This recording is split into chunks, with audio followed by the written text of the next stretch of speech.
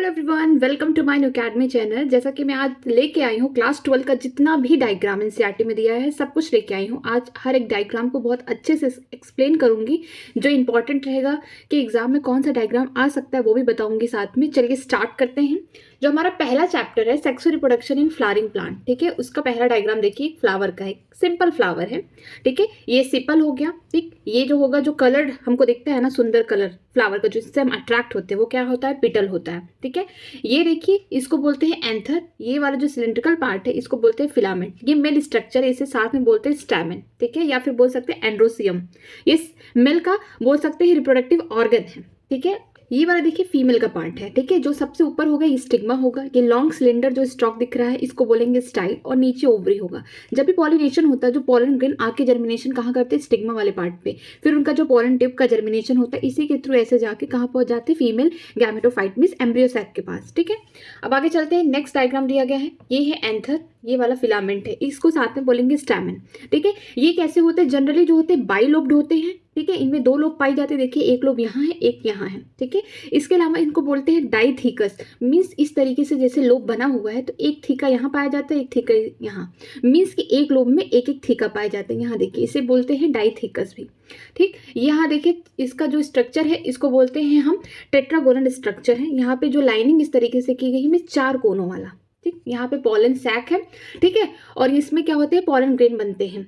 और आगे देखिए, जो लाइन ऑफ डेसेंस इसे कट किया गया है ताकि इसको दिखाया जा सके। नेक्स्ट डायग्राम है, नेक्स्ट डायग्राम दिया गया है किसका, माइक्रोस्पोरेंजियम का। माइक्रोस्पोरेंजियम को ही कहते हैं पॉलन सैक, जहाँ पॉलन ग्रेन की फॉर्मेशन होती है। ठीक है, ये वाला देखिए, जो ये वाला स्ट्रक्चर है यहाँ पे इसको अच्छे से विजुलाइज किया गया है। जो सबसे ऊपर है, चार लेयर होती है। पहला एपिडर्मिस होगी, फिर एंडोथीसियम होगा, मिडिल लेयर होगा एंड देन टैप्टम। चार लेयर होती है किसकी, माइक्रोस्पोरेंजियम की।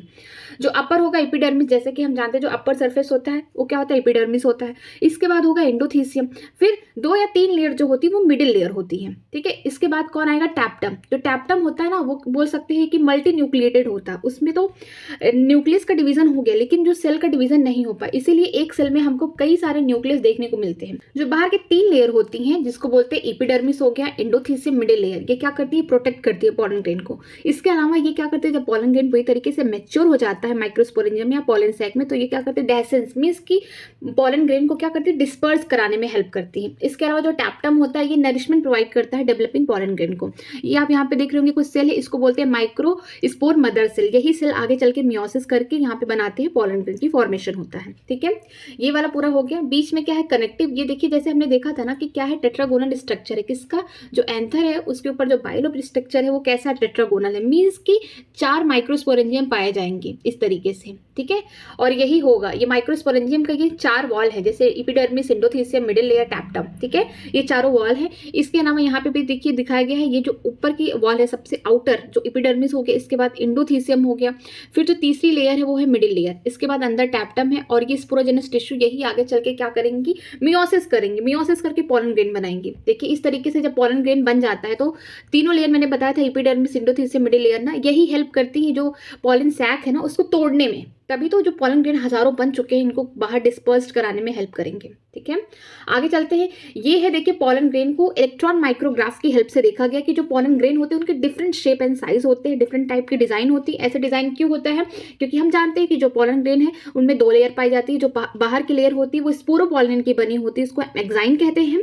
जो अंदर की लेयर होती है वो बनी होती है सेलुलोज और पैक्टिन को, इसे इंटाइन कहते हैं, वो कंटिन्यूअस होती है। एक्साइन की वजह से क्या होता है, डिफरेंट टाइप की हमको डिजाइन शेप हमको देखने को मिलते हैं पॉलन ग्रेन का। जैसे कि स्पेरिकली जो शेप है, हम डायमीटर बोल सकते हैं 25 से 50 माइक्रोमीटर होते हैं पॉलन ग्रेन के। ठीक है, आगे चलते हैं।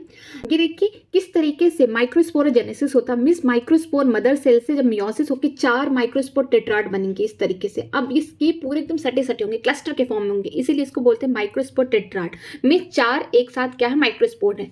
अब यहाँ पे क्या होगा, जो पॉलन ग्रेन में मैचुरेशन होगा, ये पॉलन ग्रेन का एक सेल लिया गया है, मींस हम बोल सकते हैं जो माइक्रोस्पोर टेट्राड का एक माइक्रोस्पोर लिया गया है, उसमें देखिए पहले वैक्यूल बनेगा, फिर न्यूक्लियस होगा उसमें, फिर एक एसिमेट्रिक स्पेंडल शेप का यहाँ पे न्यूक्लियस बनता हुआ दिखेगा। फिर क्या होगा, सेल डिवाइड हो जाएगा, ठीक है, सेल डिवाइड नहीं हुआ, बस उसमें न्यूक्लियस का एक पार्टीशन हो जाएगा। ये वेजिटेटिव सेल हो गया, जो इसमें क्या होता है पूरा भर भर के न्यूट्रिशन मीन्स रिजर्व फूड भरा हुआ रहता है, ठीक है। इसके अलावा जो इसका न्यूक्लियस जो होता है इसका कोई शेप नहीं है, इरेगुलर शेप का होता है।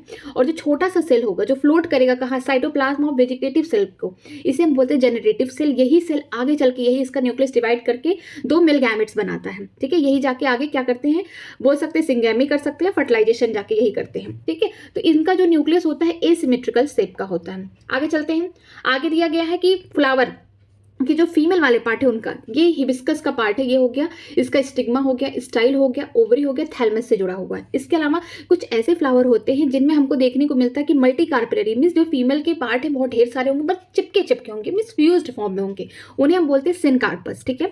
तो ये वाला देखिए इसका एग्जाम्पल है मल्टी कार्पेलरी सिनकार्पस। यहाँ पे एक कार्पल हो गया, यहाँ पे कार्पल, इस मतलब वो फ्यूज्ड है, इसका एग्जाम्पल पेपर हो गया। और यहाँ पे देखिए ये ढेर सारे कार्पल क्या है, फ्री फॉर्म में जैसे निकले हुए हैं आप दिख रहे हैं, यहाँ पे ढेर सारे कार्पल से, ये भी क्या है मल्टी कार्पेलरी मीन्स एक से ज्यादा कार्पल पाए जा रहे हैं, वो भी क्या है फ्री फॉर्म में। तो इसका एग्जाम्पल मिचेलिया दिया। इसके अलावा लोटस होता है, रोज होता है इसका एग्जाम्पल, ठीक है। आप उसमें देखेंगे तो ढेर सारे कार्पल क्या होंगे, मीन्स फ्रीली मूव, मतलब फ्रीली क्या होंगे, बाहर निकले हुए होंगे, फ्यूज नहीं होंगे, ठीक है।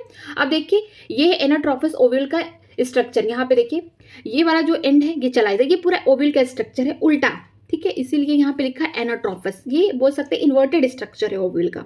जो बेसल पार्ट रिप्रेजेंट कर रहा है चलाइजा एंड, उसके अपोजिट जो एंड होगा इसको माइकोपाइलर एंड कहते हैं। बीच में कौन होगा, एम्ब्रियो सैक होगा, ठीक है।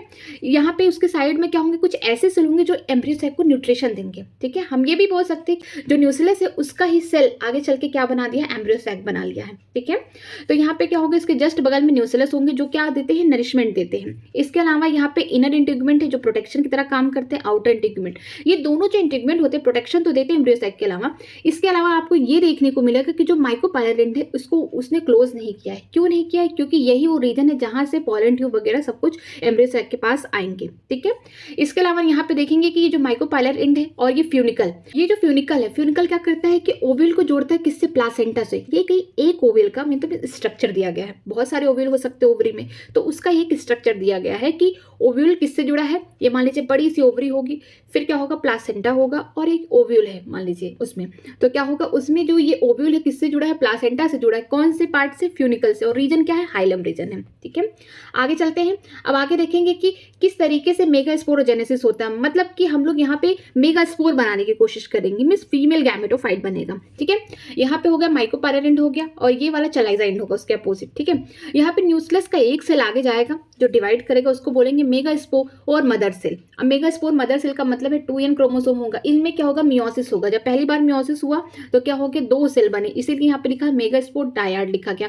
फिर जब सेकंड मियोसिस होगा तो एक मेगास्पोर से 4 सेल हमको हैप्लॉइड देखने को मिलेंगे, तो इसको बोलेंगे मेगास्पोर टेट्राड। लेकिन इसमें एक खास बात ये होती है कि 3 जो मेगास्पोर होते हैं वो डीजनरेट हो जाते हैं। अब ये जानना जरूरी कहाँ से होते हैं, जो माइकोपाइलर एंड वाले होते हैं ये 3 क्या हो जाएंगे, डीजनरेट हो जाएंगे। लेकिन जो चलाइजा वाला एंड होगा वहां पे जो मेगास्पोर बचा होगा यही जाके आगे फंक्शनल एम्ब्रियो सैक बनाएगा। तो इस डेवलपमेंट को बोलते हैं मोनोस्पोरिक डेवलपमेंट, कि एक बोल सकते हैं एक मेगास्पोर से या एक फंक्शनल मेगास्पोर से क्या बन रहा है, एक एम्ब्रियो सैक की फॉर्मेशन हो रही है, जिससे बोलते हैं मोनोस्पोरिक डेवलपमेंट, ठीक है। अब इसमें एक सेल है तो अब ये भी क्या करेगा, अब एम्ब्रियो सैक की फॉर्मेशन यहाँ स्टार्ट होना होगा। देखिए यहाँ पे क्या होगा, पहला माइटोसिस होगा 1 से 2 सेल, फिर दूसरा माइटोसिस होगा 2 से 4, फिर तीसरा होगा, मीन्स 8 सेल बन गए एक एम्ब्रियो सैक में। अब अरेंजमेंट होगा, ठीक है। माइकोपाइलर के पास क्या होगा, यहाँ पे एग अपरेटस होंगे। एग अपरेटस में क्या होता है, 2 सिनर्जिड के सेल होंगे, एक एक्स सेल होता है। इसके अलावा जो चलाइजेंट होगा, एंटीपोडल होगा, यहाँ पे 3 सेल आके इकट्ठा होंगे, मीन्स हम बोल सकते हैं 3 न्यूक्लियस यहाँ पे होंगे, बाद में फिर सेल उसके ऊपर बनेगा, ठीक है। इसके बाद जो सेंट्रल सेल है यहाँ पे क्या होंगे, 2 पोलर न्यूक्लियाई एक साथ होंगे। जो सेंट्रल सेल होगा सबसे बड़ा सेल होगा एम्ब्रियो सैक में, और ये कहाँ प्रेजेंट होंगे, कि बिलो किसके होंगे, एनसीईआरटी में दिया है कि बिलो किसके होंगे, एग अपरेटस के, मीन्स कि माइकोपाइलर वाले एंड को सीधा मानता है एनसीईआरटी, ठीक है। अब यही स्ट्रक्चर क्या हो गया है, उल्टा कर दिया गया कि यहाँ पे माइकोपाइलर एंड वाला नीचे कर दिया गया, चलाइजा वाला ऊपर कर दिया। जैसा कि हमने देखा चलाइजा में 3 एंटीपोडल हो गए, मीन्स कि यहाँ पे 3 जो बोले गए हैं यहाँ पे न्यूक्लियस जो गए हैं उनके ऊपर अब क्या होंगे, सेल वॉल बन गया, तो एंटीपोडल हो गया। ठीक है, अब हम देखेंगे माइक्रोपाइलर एंड में, यहाँ पे देखने को मिलेगा एग अपरेटस। एग अपरेटस से लगेगा कि यहाँ पे एग है और 2 सेल और हैं। ठीक है, एक एग सेल हो गया जिसका वैक्यूल नीचे होता है और बोल सकते हैं न्यूक्लियस ऊपर होता है। सिनर्जिट सेल होंगे, सिनर्जिट में क्या होगा, इनके जो न्यूक्लियस होंगे नीचे होते हैं, इनके वैक्यूल जो होते हैं ऊपर होते हैं। लेकिन सिनर्जिट सेल में एक खास बात ये है कि जो फिलीफॉर्म एपरेटस, ये क्या है, सेलुलर थिकनिंग है, सेल की थिकनिंग हो गई फिंगर लाइक इस तरीके से। ठीक है, ये कहाँ प्रेजेंट है, सिनर्जिट में। यही क्या करता है, गाइड करता है। जब बाहर से पॉलन ट्यूब आएगा उसको गाइड करेगा, उसको रास्ते दिखाएगा, नहीं इधर इधर इधर इधर ही आना, इधर ही तुमको क्या करना है, यहीं पे आके तुम्हें फर्टिलाइजेशन करना, मींस गाइड करेगा। ठीक है, और जो पोरन न्यूक्लियाई होते हैं ये प्रेजेंट होते हैं लार्ज सेंट्रल सेल में। ठीक है, अब आगे चलते हैं। इसकी एक खास बात और है कि एम्ब्रियो सैक, जो मेच्योर एम्ब्रियो सैक होता है, इसमें आपको क्या देखने को मिलेंगे, 8 न्यूक्लियस देखने को मिलेंगे, 7 सेल। देखिए 1 2 3 4 5 6 7 8 न्यूक्लियस हो गए, 7 सेल, मीन्स 3 सेल इधर 3 सेल इधर 6, और एक जो बड़ा सा सेल है इसको बोलते हैं सेंट्रल सेल। यहाँ पे 2 न्यूक्लियस है। ठीक है, अब आगे चलते हैं, आगे पॉलिनेशन देखते हैं कि ये पी का फ्लावर हो गया।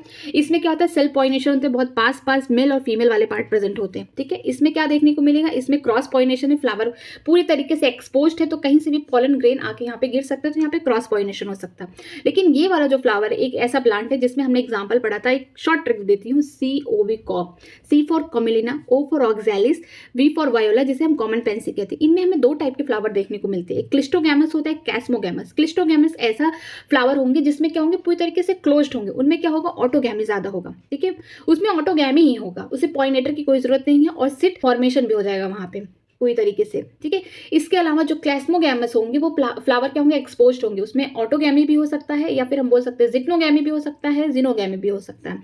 ठीक है, तो यहाँ देखिए, इसका स्ट्रक्चर देखिए, यहाँ देखिए ये कैस्मोगैम्स फ्लावर है, मीन्स ऐसे फ्लावर जो पूरी तरह एक्सपोज्ड है। इसमें हम बोल सकते हैं ऑटोगैमी भी हो सकता है, सेल्फ पॉलिनेशन भी हो सकता है, क्रॉस भी हो सकता है। लेकिन जो क्लिस्टोगैमस फ्लावर है ये बर्ड स्टेज, मीन्स एकदम क्लोज्ड है। जब क्लोज्ड है तो यहाँ पे जो मेल और फीमेल वाला पार्ट एक ही फ्लावर में जब होंगे तो ऑब्वियसली क्या होगा, ऑटोगैमी होगा, क्रॉस पॉलिनेशन तो हो ही नहीं सकता। तो इसमें क्या होगा कि बिना पॉलिनेटर के ही यहाँ पे पॉलिनेशन हो जा रहा है, और जिसकी वजह से आगे चल के सीड की फॉर्मेशन भी एश्योर्ड है। ठीक है, आगे चलते हैं, आगे देखिए, wind pollinated plant showing a compact inflorescence and well exposed stamen. ठीक है, जो विंड के द्वारा पॉलिनेशन होता है वो क्या होते हैं, जो पॉलन ग्रेन होते हैं विंड के थ्रू जाते हैं, कहाँ पे जाएंगे, फीमेल वाले पार्ट पे पॉलिनेशन करने के लिए। खास बात ये होती है कि जो पॉलन ग्रेन होते हैं वो लाइट होते हैं, नॉन स्टिकी होते हैं, तभी इजिली जाके वो एयर करंट में मूव कर सकते हैं और वहीं पे जाके गिरेंगे जहाँ को पॉलिनेशन करना है। ठीक है, तो यहाँ पे क्या होगा कि ये इन्फ्लोरेसेंस क्या होते हैं, एक फ्लोरल एक्सिस पे ढेर सारे फ्लोरल बर्ड होंगे इस तरीके से। ठीक है, और यही इन्फ्लोरेसेंस है, और यहाँ पे क्या है, ये स्टैमन है ढेर सारे, इस तरीके से निकले जो भी इनमें पॉलन ग्रेन बने होंगे, जब हवा चलेगी वहां से तो पॉलन ग्रेन भी क्या होंगे, हवा के साथ उड़ जाएंगे। ठीक है, आगे चलते हैं, आगे जो होता है वाटर में पॉलिनेशन होगा। ठीक है, हम फ्रेश वाटर की बात की गई है, यहाँ पे इसका एग्जांपल ब्लेसनेरिया लिया गया है कि इसमें देखने को मिलता है कि जो फीमेल वाला पार्ट है वो क्या करता है, वो बाहर निकल जाता है एक लॉन्ग स्टॉक के थ्रू, जिसकी वजह से जो मेल वाले फ्लावर होंगे वो अपना पॉलन ग्रेन क्या करते हैं, वाटर के सरफेस पे रिलीज कर देते हैं, जिसकी वजह से जो पॉलिनेशन इसमें होता है आउटसाइड का हम बोल सकते हैं वाटर होगा, मीन्स पानी के अंदर नहीं होगा, पानी के बाहर होगा। ठीक है, तो यहाँ पे क्या होगा, जब भी पानी इस तरीके से जाएगी, जिस करंट में, जिस फ्लो में वाटर जाएगा उसी डायरेक्शन में ही हमारा पॉलन ग्रेन भी क्या करेगा, मूव करेगा। जब फीमेल वाला पार्ट अगर कहीं वहां पे होगा तो पॉलिनेशन इजिली हो जाएगा, मीन्स की जो पॉलन ग्रेन होंगे वो पैसिवली मूव करते हैं जिस डायरेक्शन में वाटर फ्लो करता है। ठीक है, ये देखिए, ये कोई इंसेक्ट है और ये फ्लावर में क्या करेगा, पॉलिनेशन करेगा, तो ये पॉलिनेशन इंसेक्ट के थ्रू हो रही है। आगे चलते हैं, आगे एक डायग्राम दिया गया है, ये स्टिग्मा पे जब पॉलन ग्रेन आके इस तरीके से स्टिग्मा पे गिरता है ना, तो यहाँ पे उस तरीके से यहाँ पे डायग्राम होता है। फिर ये जो स्टाइल वाला पार्ट है, यहाँ पे ढेर सारे पॉलन ट्यूब ऐसे निकल के जाते होंगे, तो इसका ये स्ट्रक्चर है। यहाँ वाले पे देखिए, यहाँ पे क्या दिया गया है कि कहीं से भी पॉलन ग्रेन आके गिर जाते हैं, ऐसा जरूरी नहीं है कि सेम स्पीसीज का फ्लावर, मान लीजिए अगर मस्टर्ड की बात कर रहे हैं तो उस पर मैंगो का भी पॉलन ग्रेन आके गिर सकता है, जरूरी नहीं है। तो क्या होता है कि जो पॉलन ग्रेन और पिस्टिल के बीच में ना केमिकल्स के थ्रू बात होती रहती है कि तुम राइट टाइप के हो, कि तुम हमारी स्पीसीज के हो, मतलब सब बात होती रहती है। जब वो राइट टाइप का पॉलन ग्रेन होगा तभी जाके इसका जर्मिनेशन हो पाएगा, तभी जाके पिस्टिल उसको अलाउ करती है कि तुम अब पॉलिनेशन कर सकते हो, उस लायक हो। नहीं तो क्या करेगी, देखिए यहाँ पे ढेर सारे पॉलन ग्रेन क्या कर रहे हैं, जर्मिनेशन कर रहे हैं, मीन्स पॉलन ट्यूब की फॉर्मेशन हो रही है, बट ये राइट टाइप के नहीं होंगे, जिसकी वजह से इनका जर्मिनेशन कहाँ रोक दिया गया होगा, स्टिग्मा पे रोक दिया गया, नहीं तो स्टाइल तक आते आते उनको रोक दिया जाता है। ठीक है, उनको इसलिए रोका जाता है क्योंकि वो राइट टाइप के नहीं है, सेम स्पीसीज के नहीं होंगे। ठीक, एक पोलन ट्यूब का यहाँ पे क्या होगा, जर्मिनेशन हुआ है पूरी तरीके से। ये पोलन ट्यूब कहाँ जर्मिनेट करते हैं, वेजिटेटिव सेल से करते हैं, ठीक है। ये वाला जो एंड होगा ये चलाइजा एंड होगा, इसलिए एंटीपोडल है। ये माइकोपाइलर एंड होगा, यहाँ पे 2 सिनर्जिड के सेल है, ठीक है। उनमें क्या होगा, फिलीफॉर्म अपरेटस पाए जाते हैं जो गाइड करेंगे पोलन ट्यूब को कि तुमको यहीं पे आगे क्या करना है, सिंगैमी करना, फर्टिलाइजेशन करना है, ठीक है। बीच में क्या होंगे, पोलर न्यूक्लियाई होंगे। तो एक मेल गैमेट कहाँ पे आके फ्यूज करेगा, एक सेल से दूसरा जाके पोलर न्यूक्लियाई से फ्यूज करेगा, ठीक है। यहाँ पे देखिए स्ट्रक्चर और अच्छे से विजुलाइज किया गया है कि ये वाला जो बाहर के होंगे प्लाज्मा मेम्ब्रेन होंगे, ये भी प्लाज्मा मेम्ब्रेन और ये भी प्लाज्मा मेम्ब्रेन है, ठीक है। इसके अलावा ये देखिए 2 सिनर्जिड होंगे, लेकिन एक ही सिनर्जिड का स्ट्रक्चर दिखा है क्योंकि एक्सेल का दिखाना था। तो सिनर्जिड में क्या देखने को मिला कि यहाँ पे फिलीफॉर्म अपरेटस है जो क्या कर रहे हैं, गाइड कर रहे हैं पोलन ट्यूब को कि तुमको इधर ही आना है, ठीक। इसके अलावा जो इसके न्यूक्लियस होंगे नीचे होंगे, वैक्यूल क्या होंगे, ऊपर होंगे। जो एक सेल होंगे उनके न्यूक्लियस क्या होंगे, ऊपर होंगे, उनके बड़े से वैक्यूल क्या होंगे, नीचे होंगे। फिर सेंट्रल सेल में 2 पोलर न्यूक्लियाई है, ठीक है। जो पोलन ट्यूब है उनमें वेजिटेटिव सेल होते हैं क्योंकि न्यूट्रिशन देना रहता है पोलन ग्रेन को। इसके अलावा यहाँ पे जो पोलन ग्रेन होंगे वो किस में बदल जाते हैं, मेल गैमेट में। मेल गैमेट में 2 कंडीशन में बदलते हैं। पहला, कुछ ऐसे सेल होंगे, कुछ ऐसे प्लांट की स्पीसीज हैं जैसे 60% में क्या होता है कि जब पोलन ग्रेन आके जर्मिनेट करेगा कहाँ पे, स्टिग्मा पे, तब जाके यहाँ पे जो वेजिटेटिव सेल है ये क्या बनाएंगे, पोलन ट्यूब बनाएंगे। जनरेटिव सेल आगे चल के क्या बनाएंगे, 2 मेल गैमेट बनाएंगे। लेकिन 40% में क्या होता है एंजियोस्पर्म में कि वेजिटेटिव सेल तो वैसे ही रहेगी, लेकिन जनरेटिव सेल क्या करती है, पहले से ही मेल गैमेट्स बना के रखी रहती है, मींस 3 सेल स्टेज आ जाता है, ठीक है। इस तरीके से हुआ यहाँ पे। और आगे देखिए यहाँ पे एक जो है मेल गैमेट कहाँ गया, फ्यूज कर लिया, किसके साथ, एक सेल के साथ, दूसरा गया पोलर न्यूक्लियाई के साथ फ्यूज कर लिया। अब आगे चलते हैं, जब फर्टिलाइजेशन हो गया उसके बाद क्या होगा, ये सिनर्जिड कौन सा पार्ट है, किस जगह का, ये है माइक्रोपायरेंट है, ये चलाइजा एंड होगा। ये क्या होंगे, जो सिनर्जिड है ये डीजनरेट होने लगेंगे, उनका काम खत्म, ठीक है। और यहीं पे क्या था, पहले एक सेल था, अब फर्टिलाइजेशन होने के बाद जाइगोट बन गया। और यहाँ पे क्या होगा, एंटीपोडल जो होंगे चलाइजा एंड पे डीजनरेट होने लगेंगे, ठीक है। प्राइमरी एंडोस्पर्म सेल मींस की जो सेंट्रल सेल है अब क्या बन गया, PEC हो गया, प्राइमरी एंडोस्पर्म सेल बन गया। और जो 2 पोलर न्यूक्लियाई थे एक मेल गैमेट के साथ फ्यूज करके ट्रिप्लॉइड स्ट्रक्चर बन गया 3N, इसको बोलते हैं प्राइमरी एंडोस्पर्म न्यूक्लियस या पेन कहते हैं, ठीक है। अब आगे देखिए जाइगोट में क्या होगा, क्लीवेज होगा, अब एम्ब्रियो बनेगा, मींस उसमें क्या होगा, डिफरेंशिएशन होगा, सेल डिवीजन होगा, आगे चल के एम्ब्रियो बनाना है उसको। ये होगा ग्लोबुलर एम्ब्रियो, ठीक है। ये हार्ट शेप एम्ब्रियो, ठीक है। इनको बोल सकते हैं अर्ली स्टेज या अर्ली फेज क्या है एम्ब्रियो के, ठीक है। यहाँ पे सस्पेंसर पाए गए हैं, ये मैच्योर है, मींस ये प्लूम्यूल होगा, यहाँ से क्या निकलेगा, स्टेम वाला पार्ट, ये कॉटिलिडन है, मींस ये डाइकॉट का होगा। ये है रेडिकल, रेडिकल से क्या निकलेगा, रूट वाला पार्ट। एनसीईआरटी में भी दिया गया कि जो मोनोकॉट्स होंगे, डाइकॉट्स होंगे, जो अर्ली बोल सकते हैं जो एम्ब्रॉनिक स्टेज है या फिर एम्ब्रियो का जो डेवलपमेंट हो रहा है अर्ली वाले फेज में, जैसे जाइगोट हो गया, ठीक है, ग्लोबुलर एम्ब्रियो बना, हार्ट शेप एम्ब्रियो बना, ये सब क्या है, सिमिलर होंगे, डाइकॉट मोनोकॉट में सेम होंगे। आप इससे नहीं पता लगा सकते जब तक वो मैच्योर नहीं हो जाएगा, ठीक है। आगे चलते हैं, देखिए स्ट्रक्चर दिया गया है किसका, डाइकॉट एम्ब्रियो का, ठीक है। यहाँ पे क्या है, रेडिकल, और इसमें रूट कैप पाए जाते हैं, ठीक है। रेडिकल से क्या निकलेगा, रूट निकलेगा। प्लूम्यूल से क्या होगा, यहाँ से स्टेम की फॉर्मेशन होगी। यहाँ पे 2 कॉटिलिडन है, ये हाइपोकोटाइल है, मींस कि हम बोल सकते हैं कि जो एम्ब्रोनल एक्सिस के नीचे वाला पार्ट है उसको हम हाइपोकोटाइल कहते हैं, जो ऊपर वाला पार्ट होगा इसे एपिकोटाइल कहेंगे, ठीक है। ये है ग्रास का या फिर बोल सकते हैं मोनोकाट का। ये होगा स्केटुलम, इसको हम बोलते हैं कॉटिलिडन या सिंगल कॉटिलिडन। किसमें देखने को मिलता है, हमको मोनोकॉट्स में देखने को मिलता है या फिर ग्रास में देखने को मिलता है, ठीक है। ये हो गया सूट अपेक्स। सूट अपेक्स के ऊपर क्या है, कोलियोपेटाइल, मींस ये ऐसा सीथ है जिस क्या करता है, अनडिफरेंशिएटेड सीथ है जो प्रोटेक्शन प्रोवाइड करता है सूट अपेक्स को, ठीक है। ये रेडिकल हो गया, उसमें रूट कैप भी पाए जाते हैं, दोनों में देखिए रूट कैप पाया जाता है, ठीक है, चाहे डाइकॉट हो चाहे मोनोकॉट हो।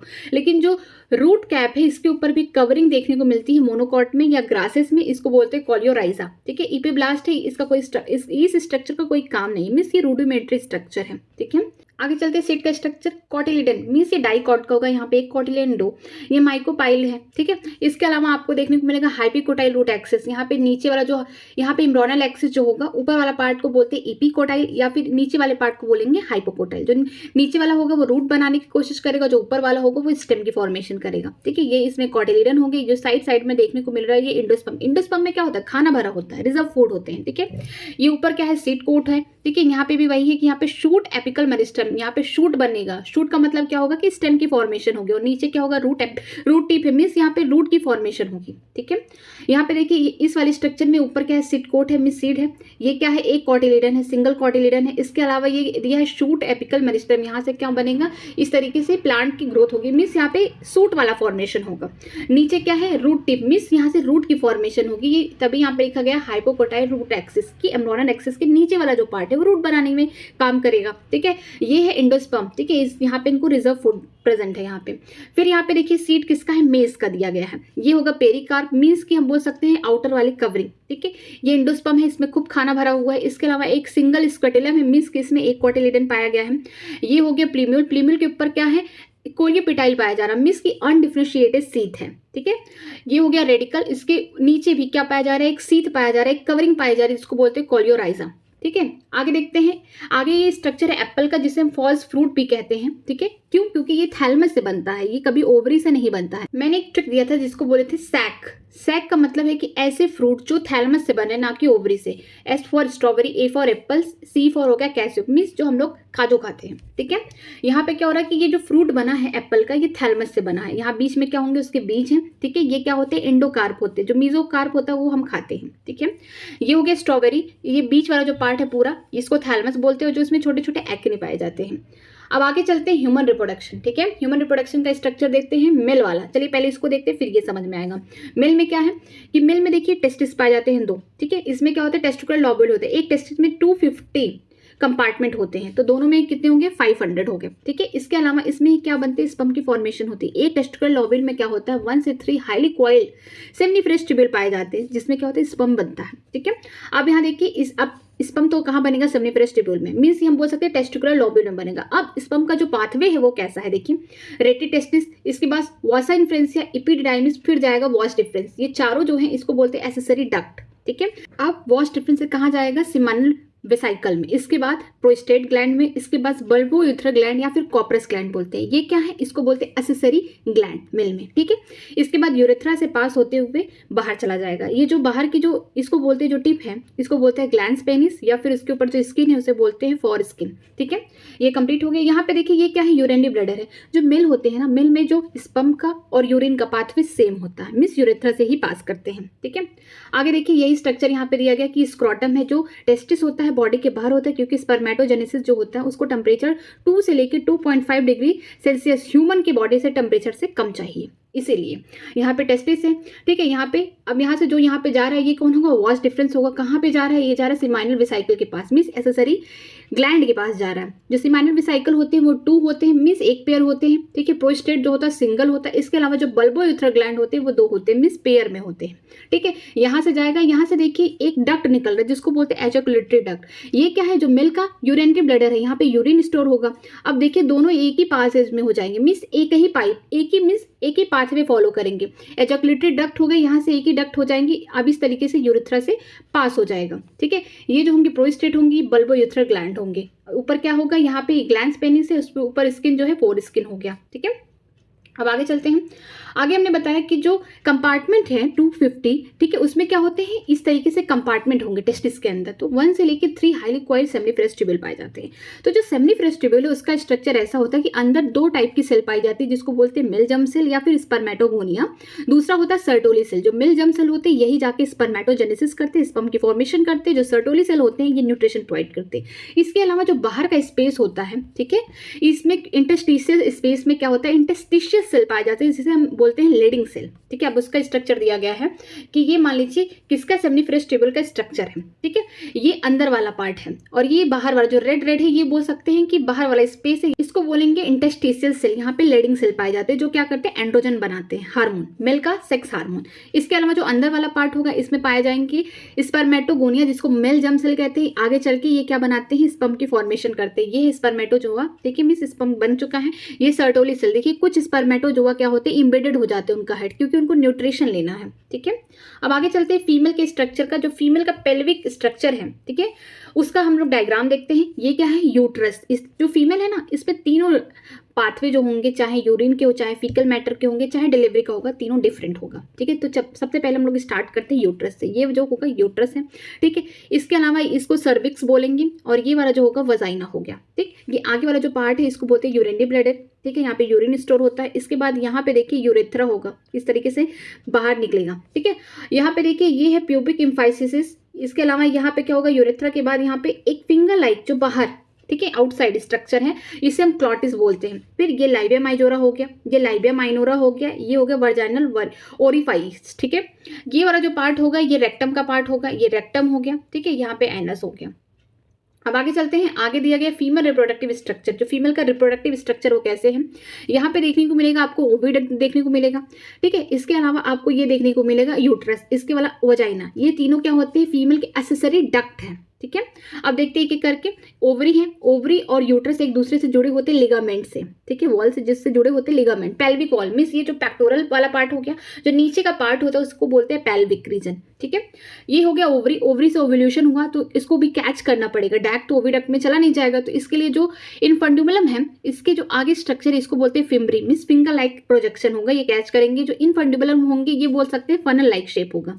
एम्पुला जो होता है वाइड शेप होता है, यहीं पे क्या होता है फर्टिलाइजेशन होता है, मीन्स यहाँ पे स्पर्म और ओवम दोनों का ही क्या होता है मिलन होता है, मीन्स फर्टिलाइजेशन होता है। ये हो गया स्थमस। स्थमस जो होता है नैरो पार्ट होता है ओविडक्ट का, मीन्स 3 पार्ट होते हैं फैलोपियन ट्यूब या ओविडक्ट के। इनफंडुबुलम होगा पहला पार्ट जो कि फनल शेप का होगा। एम्पुला जो वाइड रीजन होगा जहाँ पे क्या होगा फर्टिलाइजेशन होगा। जो स्थमस होगा नैरो पार्ट होगा जो जाके जोड़ता है किससे, ओविडक्ट को या फिर फैलोपियन ट्यूब को यूट्रस से। अब यूट्रस में देखिए यूट्रिन फंडस हो गया, ये कैविटी हो गई। यूट्रस की भी 3 वॉल होती है या फिर बोल सकते हैं 3 वॉल लेयर है, ठीक है। जो सबसे बाहर होगा पेरीमेट्रियम होगा, वो क्या होता है थिन होगा एक्सटर्नल होगा। मायोमेट्रियम जो होता है थिक होता है, स्मूथ मसल से बना होता है, इसलिए क्योंकि कॉन्ट्रैक्शन के टाइम जब डिलीवरी होता है बेबी का उस समय क्या होता है कॉन्ट्रैक्शन मायोमेट्रियम में ही होता है, ठीक है। जो अंदर का सबसे होगा लेयर उसको बोलते हैं इंडोमेट्रियम। जो मेंस्ट्रुएशन टाइम होता है इस समय ही क्या होता है इंडोमेट्रियम की ही वॉल आगे चल के साइक्लिक के ही ब्रेक डाउन होती रहती है, ठीक है। यहाँ पे क्या होगा सर्विक्स हो गया। इसके अलावा ये जो पतला सा कैनाल है इसको बोलते हैं सर्विकल कैनाल। ये सर्विकल कैनाल वजाइना ये आगे चल के बर्थ कैनाल बनाते हैं, ठीक है। आगे चलते हैं। आगे है मेमरी ग्लैंड का स्ट्रक्चर दिया गया है। ये होंगे रिब्स हो गए, ये मसल्स होंगे किसके बीच में, रिब्स के बीच में, इंटरकॉस्टल मसल, ठीक है। ये हो गया पेक्टोरल वाला पार्ट। जो आगे वाला ये वाला पार्ट होता है इसको बोलते हैं पेक्टोरल पार्ट, और जो नीचे वाले पार्ट्स होते हैं इसको बोलते हैं पेल्विक रीजन। तो ये पेक्टोरल वाले पार्ट में प्रेजेंट होंगे, तो इससे यहाँ पे कौन सी मसल होगी, पेक्टोरलिस मेजर मसल, ठीक है, यहाँ पे प्रेजेंट होगी। ये है फैट। इसमें जो होता है क्या कि जो बोल सकते हैं जो फीमेल के मेमरी ग्लैंड होंगे उनमें जो वेरिएबल अमाउंट के फैट पाए जाते हैं, इसके अलावा ग्लैंडुलर टिश्यू पाए जाते हैं, ठीक है। तो ये फैट हो गए। ये होंगे मेमरी लोब्स, यहाँ पे पाए जाएंगे एल्वेलस, ठीक है, एल्वेलाई बोल सकते हैं। यहीं की इसी के ल्यूमेन में क्या होता है कि मिल्क स्टोर होती है, सीक्रेट होती है, ठीक है। ये हो गया डक्ट इस तरीके से, और ढेर सारे डक्ट आगे चल के एक वाइड डक्ट बनाते हैं जिसको बोल सकते हैं हम एम्पुला, ठीक है। एम्पुला आपको देखने को मिला था कहाँ पे, यहाँ पे देखने को मिल रहा, और ओविडक्ट में या फैलोपियन ट्यूब में देखने को मिला, ठीक है। इसके अलावा लैक्टिफेरस डक्ट जिससे क्या होता है मिल्क सक आउट हो जाता है, निप्पल है। ये हो गया एरुलर मसल्स, ठीक है। इसका एक मैंने शॉर्ट ट्रिक दिया था एट दल, याद रखने के लिए। ए फॉर एल्वेलस हो गया। फिर क्या हो गया, ये हो जाएगा मेमरी ट्यूब्यूल, ढेर सारे ट्यूब्यूल होंगे। ट्यूब्यूल क्या बनाएंगे, डक्ट बनाएंगे। ए से क्या होगा एम्पुला, जो ढेर सारे डक्ट आगे चल के देखिए ये जो वाइड डक्ट बन रहा है, चौड़ा सा डक्ट बन रहा है, इसको एम्पुला कहते हो। फिर लास्ट में लैक्टिफेरस डक्ट से क्या होता है मिल्क सक आउट हो जाता है, ठीक है। आगे चलते हैं। आगे देखते हैं मिल्क का सेमनीफेरस ट्यूब्यूल में किस तरीके से स्पर्म की फॉर्मेशन हो रही है। यहाँ पे क्या होगा, मिल्क का सेमनीफेरस ट्यूब्यूल के अंदर हम जानते हैं 2 टाइप की सेल पाई जाती है। एक सर्टोली सेल होगी, दूसरा होगा जिसको बोलते हैं मेल जर्म सेल या फिर बोल सकते हैं स्पर्मेटोगोनियम, ठीक है। ये हो गया स्पर्मेटोगोनियम, ये होगा सर्टोली सेल। सर्टोली सेल का काम है न्यूट्रिशन देना। अब जब स्पर्मेटोगोनियम है यही आगे चल के स्पर्म की फॉर्मेशन करेंगे। जो स्पर्मेटोगोनियम होंगी 2n होंगी, ठीक है, इनके क्रोमोसोम नंबर 46 होंगे। ये आगे चल के माइटोसिस करेंगे, क्या बनाएंगे प्राइमरी स्पर्मेटोसाइट। जब माइटोसिस होगा तो यहाँ पे क्रोमोसोम नंबर सेम होंगे, तो यहाँ पे भी 2n होगा।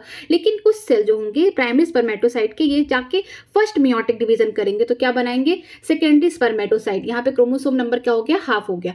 फिर जो सेकेंडरी स्पर्मेटोसाइट है ये आगे चल के सेकेंड मियोटिक डिवीजन करेंगे, तो यहाँ पे क्रोमोसोम नंबर n ही रहेगा, ठीक है। स्पर्मिड, अब स्पर्मिड स्पर्मेटोजोआ में जो चेंज होता है उसको बोलते हैं स्पर्मियोजेनेसिस, ठीक है। स्पर्मियोजेनेसिस हमने ये देखा कि एक प्राइमरी स्पर्मेटोसाइट से हमें 4 स्पर्मिड या 4 स्पर्मेटोजोआ मिलते हैं, ठीक है। इस तरीके का स्ट्रक्चर है। ये देखिए जब स्पर्मेटोजोआ या फिर स्पर्म बन जाता है पूरी तरीके से, ये कहाँ जाते हैं सर्टोली सेल के पास। उससे क्या लेना है, उनको न्यूट्रिशन लेना है। अब इसमें क्या इंपॉर्टेंट है, कौन हैप्लॉइड है कौन डिप्लॉइड स्ट्रक्चर है। स्पर्मेटोगोनिया क्या होंगे 2n होंगे, मिस डिप्लॉइड होंगे 46 क्रोमोसोम होंगे।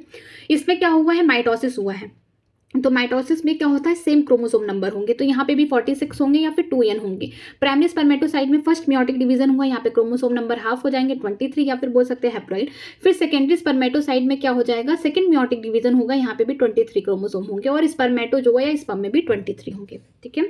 अब आगे चलते हैं स्पर्म का स्ट्रक्चर देखते हैं। स्पर्म के स्ट्रक्चर में क्या होगा, हेड होगा, नेक होगा, मिडिल पीस होगा, टेल होगा, ठीक है। अब हेड में क्या होगा, पूरी जो बॉडी होगी स्पर्म का जो स्ट्रक्चर होगा किससे सराउंडेड है, प्लाज्मा मेम्ब्रेन से, पूरी बॉडी, ठीक है। इसके अलावा जो हेड का पार्ट है उसके ऊपर जो कैप लाइक स्ट्रक्चर एक्रोसोम, ठीक है, जो एक्रोसोम होते हैं इनमें कुछ ऐसे एंजाइम प्रेजेंट होते हैं जो क्या करते हैं, जो ओवम है, ओवम के जो वॉल है उनको क्या करते हैं, रप्चर या पेनिट्रेट करते हैं, जिसकी वजह से जो मेल का न्यूक्लियस है उसमें एंटर कर जाए, ठीक है, उसके साइटोप्लाज्म में, ठीक है। तो ये यहाँ पे जो हेड है उनमें क्या होंगे, न्यूक्लियस कंटेनिंग क्रोमोसोम मटेरियल होंगे, नेक हो गया गर्दन।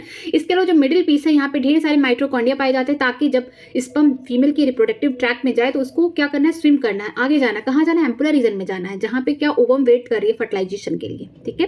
तो वहाँ पे क्या होगा, माइटोकॉन्ड्रिया, माइटोकॉन्ड्रिया क्या करती है, एनर्जी सोर्स है किसके लिए, स्विमिंग करने के लिए, और टेल की वजह से क्या होता है कि स्पर्म जो होता है तैरता हुआ चला जाता है एम्पुलर रीजन में, ठीक है। अब देखते हैं ओवरी का डायग्राम है। ओवरी के डायग्राम में आप, ये ओवरी है, ठीक है, इसमें किस तरीके से फॉलिकल बनते हैं अब उसको देखते हैं, ठीक है। यहाँ पे ब्लड वेसल्स है, रेड वाला है और ब्लू वाला है। तो रेड वाला जो होगा इसको बोलेंगे आर्टरी, और जो ब्लू वाला होगा इसको बोलते हैं वेन्स, ठीक है। या ऑक्सीजनेटेड डीऑक्सीजनेटेड ब्लड है, ठीक है। प्राइमरी फॉलिकल है, मींस की प्राइमरी साइट है, ढेर सारे उसके ऊपर क्या है, ग्रैनुलोसा सेल के फॉलिकल आ गए। फिर ये आगे और ग्रो करेंगे, आगे ग्रो करेंगे, उनके ऊपर और फॉलिकल आ जाएंगे ग्रैनुलोसा सेल के, इसको सेकेंडरी साइट बोलेंगे। लेकिन टर्शरी फॉलिकल की बात, चलिए देखते हैं ओवरी का ये डायग्रामेटिक सेक्शन है, इसमें देखते हैं ये ब्लड वेसल्स है। जो रेड वाला होगा आर्टरी होगा, मींस ऑक्सीजनेटेड ब्लड होंगे, जो ब्लू वाला होगा वेन्स होंगे, मींस डीऑक्सीजनेटेड ब्लड होंगे। ये प्राइमरी फॉलिकल है। प्राइमरी फॉलिकल में क्या होता है, प्राइमरी उस साइड बना रहता है, ठीक है, इसके ऊपर ढेर सारे ग्रैनुलोसा के लेयर आ गए, तो ये प्राइमरी फॉलिकल। सेकेंडरी में क्या होगा, इनके ऊपर और जो प्राइमरी फॉलिकल के ऊपर और ग्रैनुलोसा के लेयर आ गए, तो उसको सेकेंडरी फॉलिकल बोलेंगे। टर्शरी फॉलिकल की खास बात यह है कि उनके ऊपर ग्रैनुलोसा के लेयर तो आएंगे, लेकिन इनके पास क्या होगा, एंड्रम होगा, एक उसमें क्या होगा, फ्लूइड फिल्ड कैविटी होगी, मींस एक ऐसी कैविटी होगी जिसमें फ्लूइड भरे होंगे, ठीक है। इसी टाइम क्या होगा, जो प्राइमरी oocyte है आगे चल के क्या करता है, ये फर्स्ट मियोटिक डिवीजन करता है, जिससे क्या बनाता है, एक बड़ा सेल जिसको हम बोलते हैं सेकेंडरी oocyte या फिर हम ओवम भी कह सकते हैं, और उसके साथ क्या बनाएगा, एक फर्स्ट पोलर बॉडी। जो फर्स्ट पोलर बॉडी डीजनरेट हो जाती है और सेकेंडरी oocyte कहाँ प्रेजेंट होता है, साइटोप्लाज्म ऑफ प्राइमरी oocyte के, ठीक है। फिर ये ट्रांसफर हो जाता है ग्राफियन फॉलिकल या फिर हम बोल सकते हैं मैच्योर ग्राफियन फॉलिकल में। इसके बाद ओव्यूलेशन के टाइम में क्या होगा कि जो ग्राफियन फॉलिकल रप्चर होंगे उनमें से सेकेंडरी oocyte क्या होती है, रिलीज हो जाती है। जो ये ऊपर वाला ग्राफियन फॉलिकल वाला स्ट्रक्चर है, ये आगे चल के कॉर्पस ल्यूटियम बनाती है, और धीरे धीरे क्या होती है, अगर प्रेगनेंसी हो गई तो ये तो बचा रहेगा, ये डीजनरेट नहीं होगा, इसमें से प्रोजेस्टेरॉन निकलता रहेगा। लेकिन अगर प्रेगनेंसी नहीं हुई, फर्टिलाइजेशन मतलब नहीं हुआ, तो क्या होंगे, धीरे धीरे क्या होंगे, डीजनरेट हो जाएंगे। अब आगे देखते हैं यहाँ पे स्पर्मेटोजेनेसिस, oogenesis। स्पर्मेटोजेनेसिस कब स्टार्ट होता है, प्यूबर्टी में स्टार्ट होता है। जो सेमनीफेरस में हमने देखा था, सेमनीफेरस ट्यूबिन में 2 टाइप के सेल थी, एक होता है स्पर्मेटोगोनिया, दूसरा सर्टोली सेल। सर्टोली सेल का काम क्या होता है कि वो न्यूट्रिशन देती है, लेकिन स्पर्मेटोगोनिया आगे चल के माइटोसिस करेंगे, डिफ्रेंसिएशन करेंगे। 2n है, ये क्या बनाएंगे, primary spermatocyte cell, means 2n। First meiotic division इसमें हुआ, मींस कि यहाँ पे क्रोमोसोम नंबर हाफ हो गए, तो क्या बना, सेकेंडरी स्पर्मेटोसाइट। फिर सेकेंडरी स्पर्मेटोसाइट में सेकेंड मियोटिक डिवीजन हुआ, स्पर्मिट बना, ये भी क्या हो, क्रोमोसोम नंबर n हो गए, मींस 23। फिर स्पर्मिट तो बन गए, स्पर्मिट से स्पर्मेटोजोआ बनने या डिफ्रेंसिएशन होने के प्रोसेस को बोलते हैं स्पर्मियोजेनेसिस, ठीक है। ये भी क्या, हैप्लॉइड। और इसके बाद कहाँ जाएगा, सर्टोली सेल के पास न्यूट्रिशन लेने। अब आगे देखते हैं ओगोनिया में। ओगोनिया में दिया गया है कि जो ओगोनिया के सेल होंगे उस पर माइटोसिस होगा, और क्या बनाते हैं, प्राइमरी oocyte। ये सब कब होता है, जब मदर प्रेग्नेंट है, कोई फीमेल प्रेग्नेंट है, उसके वोम में ही, उसके यूट्रस में ही क्या है, अगर फीमेल है, मिस लड़की है, तो उसके ही ओवरी में क्या हो रहा है, ओगोनिया क्या कर रहा है, प्राइमरी oocyte बना ले रहा है, ठीक है। जो फीटल स्टेज है वहीं पे एम्ब्रियोनिक स्टेज में ही क्या oogenesis स्टार्ट हो जाता है।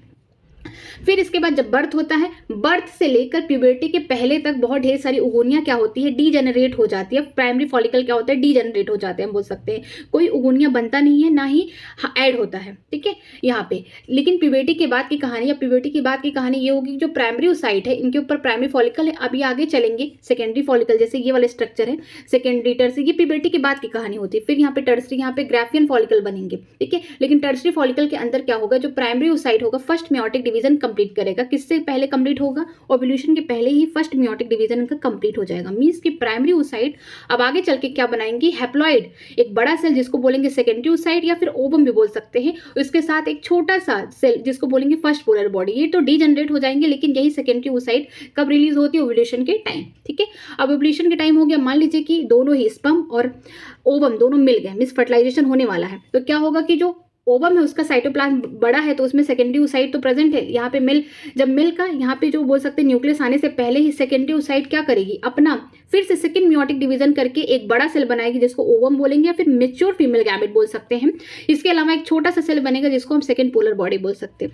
ये जो सेकेंड मियोटिक डिवीजन होता है ये तभी पॉसिबल होता है जब प्रेगनेंसी हो, ठीक है, प्रेगनेंसी के टाइम ही होता है। मान लीजिए अगर नहीं हुआ, ठीक है, यहाँ पे मेल और फीमेल गैमेट नहीं मिल रहे, मींस स्पर्म और ओवम एक साथ नहीं मिल रहे, तो सेकंड मियोटिक डिवीजन नहीं हो पाएगा। सेकंड मियोटिक डिवीजन तभी कंप्लीट होता है फीमेल में जब यहाँ पे साइटोप्लाज्म में क्या होता है, मेल वाला न्यूक्लियस आ जाता है, ठीक है, मेल का जो स्पर्म का न्यूक्लियस है वो एंटर कर जाता है। उससे पहले ही क्या करती है, ओवम अपना सेकंड मियोटिक डिवीजन करके यहाँ पे मैच्योर फीमेल गैमेट बना देती हैं, ठीक है। अब आगे चलते हैं, आगे दिया है मेंस्ट्रुएशन साइकिल के जितने इवेंट होते हैं उसमें देखते हैं ये पिट्यूटरी के हार्मोन कुछ निकलेंगे, FSH, LHS, ओवेरियन में कुछ इवेंट होंगे, मींस किस तरीके से फॉलिकल बनेंगे, कैसे कार्पस ल्यूटियम रीजनरेट होंगे, ठीक है। अब उसमें से भी कुछ हार्मोन निकलेंगे ओवरी से। इसके अलावा यूट्रस की कहानी क्या होगी सब देखते हैं, ठीक है। यहाँ पे 3 फेज होते हैं मेंस्ट्रुएशन साइकिल के। पहला होगा मेंस्ट्रुएशन, जहाँ पे क्या होगा कि रप्चर हुआ है, टूटा हुआ है, ब्रेकडाउन हुआ है किसका, एंडोमेट्रियम वॉल का, ठीक है, यूट्रस के। इसके अलावा फॉलिकुलर फेज या प्लूराइफ्री फेज में, फॉलिकुलर फेज में क्या होगा, फॉलिकुलर की क्या होगी, यहाँ पे ग्रोथ होगी, फॉलिकल डेवलप होंगे, ठीक है। इसके अलावा जो होगा प्रोलैक्ट्री में क्या होगा कि इस वाले फेज में जो यूट्रस की जो वॉल ब्रेकडाउन हुई एंडोमेट्रियम की वो अपने आप को धीरे धीरे फिर से रीजनरेट करेंगे। फिर यहाँ पे ओव्यूलेशन होगा। फिर जो ल्यूटियल फेज या सिक्रेटरी फेज होगा ये सबसे बड़ा होगा, ठीक है। इसमें क्या होगा, कार्पस ल्यूटियम क्या होंगे, सिक्रेट करेंगे कुछ हार्मोन को। अगर प्रेगनेंसी होती है, फर्टिलाइजेशन होता है तब तो कंटिन्यूसली सिक्रेट करेंगे, नहीं होता है तो फिर डीजनरेट हो जाएंगे। चलिए देखते हैं ओवेरियन इवेंट में देखते हैं कि क्या होता है। जैसे यहाँ पे मेंस्ट्रुएशन हो गया, ठीक है, यहाँ पे मींस हम बोल सकते हैं कि यहाँ पे ब्रेकडाउन हो गया पूरी तरीके से एंडोमेट्रियम का। इसके बाद क्या होगा, ये 3 से 5 दिन की कहानी होती है। इसके बाद सब कुछ नॉर्मल हो जाता है फीमेल की बॉडी में। यहाँ पे जो ओवरी, अब हम लोग देखेंगे फॉलिकुलर फेज में क्या होगा, जो ओवेरियन इवेंट में होगा, जो प्राइमरी फॉलिकल है, मींस की प्राइमरी उस साइड के ऊपर ढेर सारे फॉलिकल है, प्राइमरी फॉलिकल है। अब इसके ऊपर सेकेंडरी फॉलिकल और गैंडे से क्लियर आ रही है, टर्सरी फॉलिकल यहाँ पे क्या बन गया, सेकेंडरी साइड बन गया। फिर मैच्योर फॉलिकल हुए। ओव्यूलेशन वाले दिन में क्या होगा, 14वें दिन ओव्यूलेशन होगा, ठीक है। जब ये डेवलप करती है इसके साथ साथ एस्ट्रोजन भी निकलता रहता है, ओवरी से निकल रहा है एस्ट्रोजन हार्मोन, ठीक है। इसके अलावा 14 डे पे क्या होगा कि जो पिट्यूटरी के हार्मोन 2 होंगे वो भी एक्टिवेट हो जाएंगे, LH और FSH ये दोनों एक्टिवेट हो जाएंगे, मींस ये भी एकदम पीक पे रहेंगे। और इन तीनों में सबसे ज्यादा कौन होगा, LH होगा। इसीलिए 14 डे पे हम बोलते हैं LH सर्ज, ठीक है। LH भी निकल रहा है, FSH भी निकल रहा है, एस्ट्रोजन भी निकल रहा है, लेकिन सबसे ज्यादा LH होगा, ठीक है। उसके साथ साथ क्या होता है कि अब यूट्रस ने अपने आप को मेंटेन कर लिया। जब यहाँ पे ओवरियन फॉलिकल बन रहा था उसके साथ साथ यूट्रस ने अपने आप को मेंटेन कर लिया। 14 डे पे ओव्यूलेशन हुआ, ठीक है।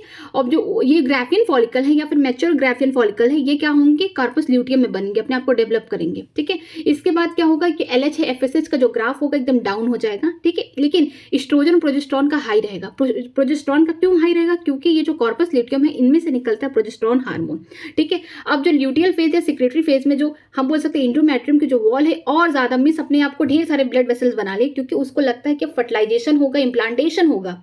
इस उम्मीद में बैठा हुआ है एंडोमेट्रियम की वॉल की आगे चल के क्या होगा, इम्प्लांटेशन होने वाला है यूट्रस में, ठीक है। अगर यूट्रस में इम्प्लांटेशन नहीं हो, मींस फर्टिलाइजेशन नहीं हो पाया ओवम का, ठीक है, किससे, स्पर्म के साथ, तो क्या होगा कि कार्पस ल्यूटियम धीरे धीरे डीजनरेट होने लगेंगे। और यही वॉल जो इतना बना हुआ है अभी इम्प्लांटेशन के लिए, यही जाके नेक्स्ट साइकिल में फिर से यही स्टार्ट हो जाएगा, मींस मेंस्ट्रुएशन स्टार्ट हो जाएगा। याद रहना चाहिए कि जब हम बोल सकते हैं फॉलिकुलर फेज या प्रोलैक्टेड फेज में एस्ट्रोजन का पीक ज्यादा होता है और कोई हार्मोन नहीं होते, लेकिन ओव्यूलेशन के टाइम LH सबसे ज्यादा होता है, FSH भी होता है, एस्ट्रोजन भी होते हैं, लेकिन LH ज्यादा होता है। लेकिन ल्यूटियल या सिक्रेटरी फेज में सिर्फ एस्ट्रोजन और प्रोजेस्टेरॉन हमको देखने को मिलते हैं, ठीक है। आगे चलते हैं। आगे स्ट्रक्चर दिया गया है कि ओवम के पास ढेर सारे स्पर्म आ रहे हैं, किस तरीके से फर्टिलाइजेशन होता है। ये है ओवम, ठीक है, ओवम का सेल है। इसके ऊपर जो सबसे बाहर वाली लेयर इसको बोलते हैं जेना प्लूसिडा। यही क्या करती है, बैरियर की तरह काम करती है कि एक ही स्पर्म की एंट्री कहाँ करने देती है, ओवम के साइटोप्लाज्म में, ठीक है। यहाँ पे क्या होगा, जो अंदर की लेयर होगी इसको बोलेंगे सेल मेम्ब्रेन, ठीक है। और दोनों के बीच में जो जगह है, मींस की जोना प्लूसिडा और जो सेल मेम्ब्रेन के बीच में जगह है इसको बोलते हैं पेरीवेरेंट्राइन स्पेस, ठीक है। जो बाहर की सेल है इसको बोलते हैं सेल ऑफ कॉर्ना रेडिएटा। ये ढेर सारे स्पर्म है, एक ही देखिए स्पर्म सेल की क्या है, एंट्री है, मींस जोना प्लूसिडा सिर्फ एक ही स्पर्म को एंट्री कराएगी। जो यहाँ पे होंगे एक्रोसोम प्रेजेंट होंगे, मींस कैप लाइक स्ट्रक्चर जो था हेड में, यहीं से कुछ ऐसे एंजाइम निकलेंगे जो क्या करेंगे, जो जोना प्लूसिडा की लेयर को क्या पेनिट्रेट कर देंगे, जिसकी वजह से जो मिल मींस हम बोल सकते हैं जो मिल का न्यूक्लियस है या फिर स्पर्म का जो न्यूक्लियस है वो कहाँ एंटर कर जाएगा, साइटोप्लाज्म ऑफ ओवम में, ठीक है। आगे चलते हैं। अब अगर मान लीजिए फर्टिलाइजेशन हो गया या फिर यहाँ पे स्ट्रक्चर दिखा दे रहे किस तरीके से फर्टिलाइजेशन हो रहा है। यहाँ पे ओव्यूलेशन हो गया ओवरी से, ठीक है। यहाँ पे ओवम मीन्स हम बोल सकते हैं सेकेंडरी ओसाइट यहाँ पे तैयार है, ठीक। अगर यहाँ से स्पर्म आ गया उस टाइम, ठीक है, उसी टाइम कहाँ पे, ampullar region of fallopian tube या फिर ओविडक्ट, इसी जगह पे ही क्या होता है, फर्टिलाइजेशन होता है। इसके अलावा इधर मिल गया, इधर मिल गया, यहाँ मिल गया, कहीं मिल गया, कोई मतलब नहीं है। फर्टिलाइजेशन कहाँ होना है? फर्टिलाइजेशन एम्पुलर रीजन में होना है, कहाँ पे? ओविडक्ट के। ठीक है, तो ये जो स्ट्रक्चर ए वाला इसको बोलते हैं हम सेकेंडरी ओसाइट है। यहाँ पे देखिए फर्टिलाइजेशन वाला स्ट्रक्चर दिखा है, मीन्स की जो एम्पुलर रीजन है यहाँ पे ओवम और स्पर्म का क्या हो रहा है? मिलन हो रहा है, मीन्स मैटिंग हो रही है, फर्टिलाइजेशन हो रहा है। अब जब फर्टिलाइजेशन होगा जाइगोट होगा, जाइगोट में क्लीवेज होंगे, मीन्स क्लीवेज का मतलब जाइगोट के सेल डिवाइड करेंगे 2 से 4, माइटोसिस होता है 2 से 4, 4 से 8, 8 से 16। लेकिन ई वाले में देखेंगे जब मोरूला स्टेज क्या होता है? 8 to 16 ब्लास्टोमियर सेल बन जाए। अगर जाइगोट के 8 से 16 ब्लास्टोमियर सेल बन जाए तो इसे मोरूला बोलेंगे। एफ वाले में उससे ज्यादा सेल बने होंगे। फिर क्या होगा? अब ब्लास्टोसिस्ट क्या होते हैं कि जो बाहर की ये जो इस तरीके से अरेंजमेंट होगा सेल को, इसको बोलते हैं ट्रोफोप्लास्ट। ठीक है, ये क्या करता है? ये जोड़ने का काम करता है, किससे? यूट्रस से, तभी तो इम्प्लांटेशन होगा। ये क्या करेगा? धसाने का काम करेगा यूट्रस से। जो अंदर के सेल होंगे इसको बोलते हैं इनर सेल मास, यही चल के आगे चल के एम्ब्रियो बनाएंगे। तो ये जो ब्लास्टोसिस्ट है इस तरीके से इम्प्लांटेशन करेगा एम्ब्रियो में। अब आगे देखते हैं human foetus within the uterus. किस तरीके से ह्यूमन का जो फीटस है उसका डेवलपमेंट हो रहा है यूट्रस के अंदर। हमने देखा था कि जो ब्लास्टोसिस्ट होते हैं, जो अपर वाले, जो बाहर वाले सेल, जो अरेंजमेंट है इसको ट्रोफोप्लास्ट कहते हैं। यही सेल आगे जाके क्या करता है? इम्प्लांट कराने में हेल्प करता है यूट्रस में। ठीक है, इनमें से क्या निकलते हैं? कुछ इस तरीके से विलाई निकलते हैं जो क्या करते हैं? मदर के यूट्रस के सेल या टिश्यू के साथ क्या बनाते हैं? अपना इस तरीके से इंट्रैक्शन, इंटरडिजिटेड हो जाते हैं। और अंदर जो है इनर सेल मास, यही जाके एम्ब्रियो की फॉर्मेशन करता है। हम बोल सकते हैं कि ये डेवलप करेगा एम्ब्रियो से फीटस। ठीक है, उसको पूरा अच्छे से डेवलपमेंट करेगा। यहाँ पे देखिए इस तरीके से जो प्लासेंटा बन जाएगा। ठीक है, बच्चे और मदर की बॉडी से एक लिंकेज होगा प्लासेंटा के थ्रू। जो ऊपर वाला ये जो हम बोल सकते हैं प्लासेंटा, इसमें कुछ विलाई पाई जाती है। ठीक है, प्लासेंटल विलाई बोलते हैं। अंदर क्या होगा? जो इनर सेल मास होगा, एम्ब्रियो बनेगा। फिर इसके बाद फीटल स्टेज ऐसे ऐसे आगे बढ़ेगा। ठीक है, यहाँ पे जो एम्ब्रियो होगा, यहाँ पे देखिए उसका इम्बिलिकल कॉर्ड है जिसमें उसकी वेसल्स है। इसी इम्बिलिकल कॉर्ड की हेल्प से वो अपने न्यूट्रिएंट क्या, अपना वेस्ट प्रोडक्ट क्या करता है? प्लासेंटा के थ्रू मदर की बॉडी में भेज देता है। ठीक है, एक्सचेंज होता है। ये है यॉर्क सैक। जब पहली बार क्या होता है? आरबीसी की फॉर्मेशन किस में होती है? एम्ब्रियो में होती है, यॉर्क सैक से। ये हो गए कैविटी ऑफ यूट्रस, यूट्रस की कैविटी है और इसमें क्या प्रेजेंट है? ढेर सारे म्यूकस प्रेजेंट है, ताकि जो इम्प्लांटेशन हुआ वो सक्सेसफुल रहे, पूरी तरीके से कहीं मदर को कहीं चोट ना लग जाए जिसकी वजह से ये क्या हो जाए? मिसकैरेज ना हो जाए। इस तरीके से क्या होता है? सर्विक्स तक पूरा म्यूकस भरे होते हैं। ठीक है, अब आगे चलते हैं रिप्रोडक्टिव हेल्थ में। ठीक है, ये है मेल कॉन्डोम, ये फीमेल कॉन्डोम है। ये क्या करते हैं? बैरियर प्रोवाइड करते हैं, कंट्रासेप्टिक मेथड होते हैं। ठीक है, यहाँ इससे क्या होता है कि मेल और फीमेल के जो गैमेट है उनकी मेटिंग नहीं हो पाती है। ये हो गया कॉपर टी। कॉपर टी क्या होते हैं? इंट्रा यूट्रिन डिवाइस है। इनमें इसको क्या किया जाता है? इसको एक्सपर्ट डॉक्टर या नर्स के थ्रू इसको फीमेल के यूट्रस में इसको प्लेस किया जाता है, ताकि जो इसके जो आयन होते हैं, कॉपर के आयन, ये क्या करते हैं? सप्रेस कर देते हैं। जो स्पर्म अगर इंटर कर गया तो उसकी फर्टिलिटी और इसकी जो मोटिलाइजिंग पावर है, या फिर हम बोल सकते हैं उसका जो मूवमेंट है, उसको क्या करते हैं? सप्रेस कर देते हैं। ठीक है, और इसी वजह से कंट्रासेप्टिक डिवाइस की तरह यूज किया जाता है। स्पर्म को मारने में भी हेल्प करता है। आगे देखिए वेसेक्टोटोमी एंड ट्यूबेक्टोटोमी। इनमें क्या होता है? ये स्टेरिलाइजेशन मेथड होता है। इसमें वेसेक्टोटोमी मेल में होता है। यहाँ पे क्या किया जाता है? वॉश डिफरेंस को टाइट किया जाता है और कट कर दिया जाता है। मीन्स यहाँ पे कट लगा के इसको टाइट कर देंगे। ये इसलिए किया जाता है कि जो यहाँ पे स्पर्म बनेंगे, स्पर्म की फॉर्मेशन होगी वेसेक्टोटोमी के बाद भी, मीन्स गैमेट बनेंगे, बस इनका ट्रांसपोर्ट नहीं हो पाएगा। ठीक है, ट्यूबेक्टोटोमी में क्या होगा कि जो फैलोपियन ट्यूब है इनमें भी क्या होता है? कट लगाया जाता है, उसको टाइट किया जाता है। यहाँ पे गैमेट बनेंगे बट इनका ट्रांसपोर्ट नहीं हो पाएगा आगे चल के। तो क्या है? दोनों ही मेथड हमको बोल सकते हैं ये बहुत अच्छा है, बट इसकी रिवर्सिबिलिटी बहुत पुअर है। ठीक है, अब आगे चलते हैं। आगे है principle of inheritance and variation में। इसमें देखते हैं कि मेंडल ने कौन से कैरेक्टर लिए थे। जैसे उन्होंने सिट का शेप जो डोमिनेंट था वो राउंड था और रिंकल था। सिट का कलर जो येलो कलर का था डोमिनेंट रेड था, और जो रिसेसिव था उसको बोल सकते हैं ग्रीन था। फ्लावर का जो कलर था वायलेट था डोमिनेंट, और रिसेसिव व्हाइट था। पॉट का शेप फुल था जिसमें पूरे मटर भरे हुए थे, और कॉन्स्ट्रिक्टेड जो था वो रिसेसिव था। ठीक है, पॉट का कलर जो होगा ग्रीन होगा किसके लिए? डोमिनेंट के लिए। येलो जो होगा वो होगा रिसेसिव के लिए। फ्लावर की पोजीशन अगर एक्सियल होगा तो प्लांट ग्रोथ करेगा आगे की तरफ, तो ये क्या होगा? डोमिनेंट होगा। टर्मिनल का मतलब क्या होगा कि ऊपर ही फ्लावर लग गया फिर नीचे नीचे ग्रो करेगा, तो टर्मिनेट हो गए तो ये क्या होगा? रिसेसिव हो गया। स्टेम की हाइट अगर जो टॉल होगा वो डोमिनेंट होगा, जो डॉर्फ होगा वो हम बोल सकते हैं रिसेसिव होगा। आगे चलते हैं। ये है फ्लावर। फ्लावर में पेटल हो गए, ये हो गया उसका स्टैमेन में। यहाँ पे एंथर देखने को मिलेगा, फिलामेंट, और इसमें क्या होगा? फीमेल वाला ही पार्ट है, कार्पेल भी प्रेजेंट है, स्टिग्मा। इमस्कुलेशन का मतलब क्या होता है? मेल वाले पार्ट को हटाया जा रहा है, ताकि फ्लावर सेम फ्लावर के बीच में, पहली बात मेंडल ने क्या लिया था? पी का प्लांट लिया था। जो पी के प्लांट है उनमें जो होता है सेल्फ पॉलिनेशन बहुत जल्दी हो जाता है, इसीलिए उन्होंने क्या किया कि जो एंथर वाले पार्ट थे उसको रिमूव कर दिया, उसको बोलते हैं इमस्कुलेशन। ठीक है, ताकि जो फ्लावर है सिर्फ उसमें फीमेल वाले पार्ट प्रेजेंट रहे। जब फ्लावर से मेल वाला पार्ट को रिमूव कर देंगे इसको क्या बोलते हैं? इमस्कुलेशन। अब फ्लावर में क्या होगा? फीमेल वाला पार्ट होगा, तो हम कहीं से भी अपना जो डिजायर डिजायरेबल पॉलन ग्रेन कहीं से भी हम लाके उस पर स्प्रेड कर देंगे, डस्ट कर देंगे, जिसकी वजह से यहाँ पे उसके ढेर सारे ऑफ स्प्रिंग निकल आएंगे। ठीक है, उन्होंने क्या किया था, क्रॉसिंग कराया था कि टॉल लिया था पेरेंट्स में, एक डॉर्फ लिया था। F1 जनरेशन में देखने को मिला सब टॉल हो गए। फिर इन्होंने क्या किया, उसी में सेल्फिंग करा दी, तब देखने को मिला कि F2 में कि कुछ टॉल है, एक डार्फ आ गया। ठीक है, मीन्स की 1:3 उनको देखने को मिले फिनोटिपिक कैरेक्टर की, 3 क्या हो गए, टॉल हो गए, एक क्या हो गया, डॉर्फ हो गया। ठीक है, यहाँ पे 3 क्या हो गए, ये टॉल हो गया। ठीक है, ये क्या हो गया, डार्फ। तो इसे 3:1 बोल सकते हैं इसको। आगे चलते हैं, आगे दिया गया है कि फिनोटिपिक कैरेक्टर यहाँ पे टॉल लिए हैं उन्होंने, F1 जनरेशन में क्या है, सब टॉल हो गया। ठीक है, देखने से भी सब टॉल हो गया और इनका जीनोटिपिक क्या होगा, 1:1 यही आया। ठीक, लेकिन जब इनका सेल्फिंग करा दिया उन्होंने देखा तो क्या देखने को मिला कि 3 क्या हो गए, टॉल हो गए, एक डार्फ निकल आया। ठीक है, यहाँ पे ब्लेंडिंग नहीं हुई बट डार्फ उतना ही बड़ा था जो उनका जो पहले जनरेशन में जो उनके पेरेंट्स थे डॉर्फ वाले वैसे ही थे। ठीक है, इनके इंटरमीडिएट हम बोल सकते हैं कि अगर एक को लिया था 6 फीट का तो एक को 3 फीट का लिया तो 3 फीट का ही डार्फ हुआ, ऐसा नहीं कि 4 फीट का आ गया, 2 फीट का आ गया, ऐसा नहीं हुआ। मीन्स के सेम ब्लेंडिंग नहीं शो हुआ यहाँ पे। ठीक है, तो यहाँ पे जो फिनोटिपिक रेशियो होंगे 3:1 होंगे। फिनोटिपिक में जो बाहर से देख के लग रहे हैं F2 जनरेशन के है ये, और जीनोटिपिक होंगे 1:2:1। आगे चलते हैं, इस तरीके से हम यहाँ पे देखेंगे टेस्ट क्रॉस कैसे होते हैं। होमोजाइगस है, फिर WW होंगे, और ये हेट्रोजाइगस। होमोजाइगस में क्या होगा कि यहाँ पे रेसेसिव जीन होंगे या रेसेसिव ट्रेट होंगे, और हेट्रोजाइगस कंडीशन में क्या होगा कि जो एक डोमिनेंट होगा, मीन्स अगर हम टॉल ले रहे हैं तो ये डोमिनेंट होगा किससे, रेसेसिव में। होमोजाइगस में तो सेम आ जाएंगे। ठीक है, जो स्मॉल टी होंगे। अब इसमें क्या होता है कि टेस्ट क्रॉस में कि रेसेसिव पेरेंट्स के साथ, जो रेसेसिव पेरेंट्स होंगे उनके साथ क्रॉस कराया जाएगा किसका, जो F2 के डोमिनेंट वाले उनका क्रॉस करा जाएगा। देखिए जैसे इनका कराया गया, ये रेसेसिव थे पेरेंट्स में। ठीक है, स्मॉल w इनका कराया गया कैपिटल W से, ये क्या होंगे, ये डोमिनेंट वाले होंगे। जब इनका क्रॉस कराया गया तो सारे फ्लावर क्या होंगे, वायलेट होंगे। ठीक है, फिर होमोजाइगस, दूसरा कंडीशन देखा गया कि फिर होमोजाइगस कंडीशन आ गया रेसेसिव पेरेंट्स के, इनका क्रॉस कराया गया मिस हेट्रोजाइगस कंडीशन में। ये भी क्या थे, ये भी वायलेट ही कलर के फ्लावर थे, लेकिन हेट्रोजाइगस कंडीशन। अब देखने को क्या मिला कि 50% क्या देखने को मिले, वायलेट आए, 50% देखने को व्हाइट आए। मीन्स कि एक में क्या हुआ, सारे फ्लावर व्हाइट थे, ठीक, अननोन था फ्लावर की होमोजाइगस डोमिनेंट है क्या है। लेकिन एक में देखने को मिला दूसरे क्रॉस में कि 50% फ्लावर वायलेट है, 50% व्हाइट है। यहाँ पे अननोन फ्लावर क्या है, हेट्रोजाइगस है। ठीक है, टेस्ट क्रॉस है।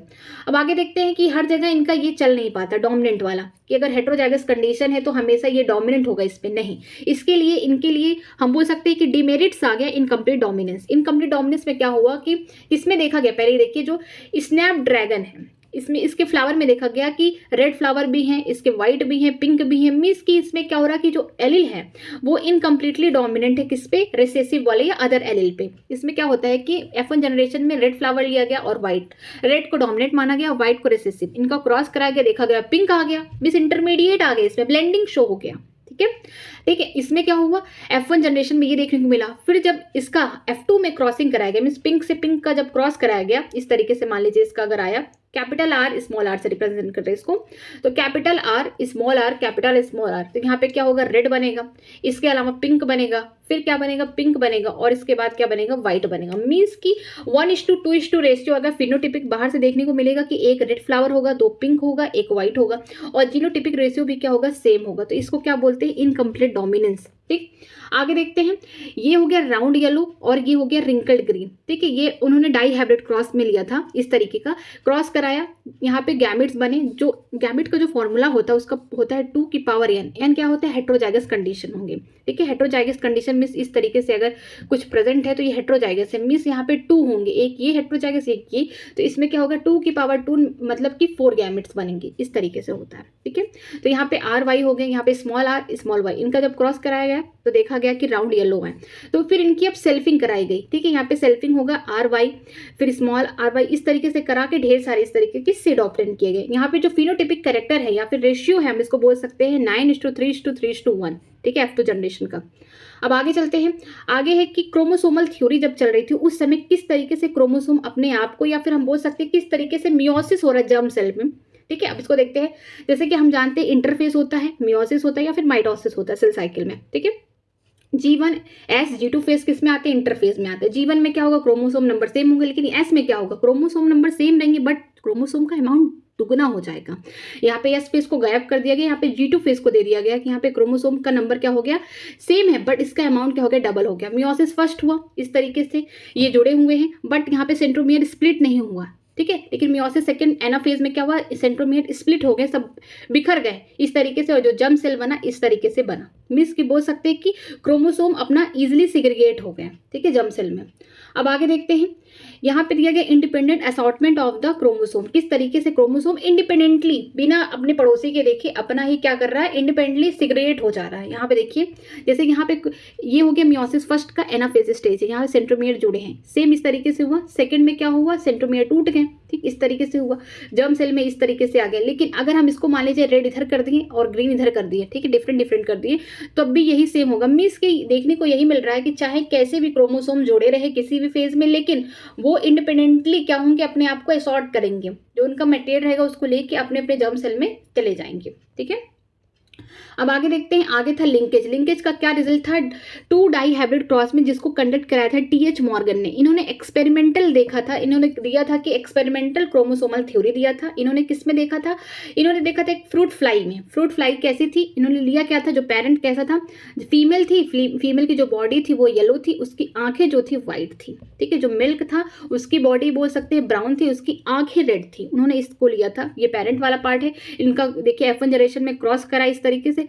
एक चीज ये था कि 98.7% जो होते हैं पेरेंटल है। मीन्स कि यहाँ पे लिंकेज ज्यादा है, तो रिकमेंडेंट 1.3। लिंकेज का मतलब क्या होता है, ये क्या है, लिंकेज हम बोल सकते हैं डीमेरिट्स हैं किसके, डाई हाइब्रिड क्रॉस के। जो ये हमने पढ़ा है ना, independent assortment of the chromosome, इसका क्या है, ये डीमेरिट्स हैं, ठीक है। अब इसमें क्या होता है कि लिंकेज में एक क्रोमोसोम है, तो यहाँ पे ही पास पास दोनों ही जीन साथ साथ रहेंगे। जब यहाँ पे क्या होगा, बोल सकते हैं कि रिकॉम्बिनेंट बनेगा या फिर क्रॉसिंग ओवर होगा, तो ये एक साथ दोनों ही जीन एक साथ साथ जाएंगे, ये दोनों एक साथ जाएंगे। यहाँ पे क्या होता है, जो लिंकेज होते हैं इनवर्सली प्रोपोर्शनल होते हैं किसके, डिस्टेंस के, ठीक है। डिस्टेंस जितना कम होगा, जितने पास पास वो क्रोमोसोम या जीन होंगे, एलील होंगे, कहाँ पे पास पास जब होंगे, वहाँ पे लिंकेज क्या होगा, ज्यादा होगा। मीन्स कि यहाँ पे पेरेंटल कैरेक्टर ज्यादा देखने को मिलेंगे।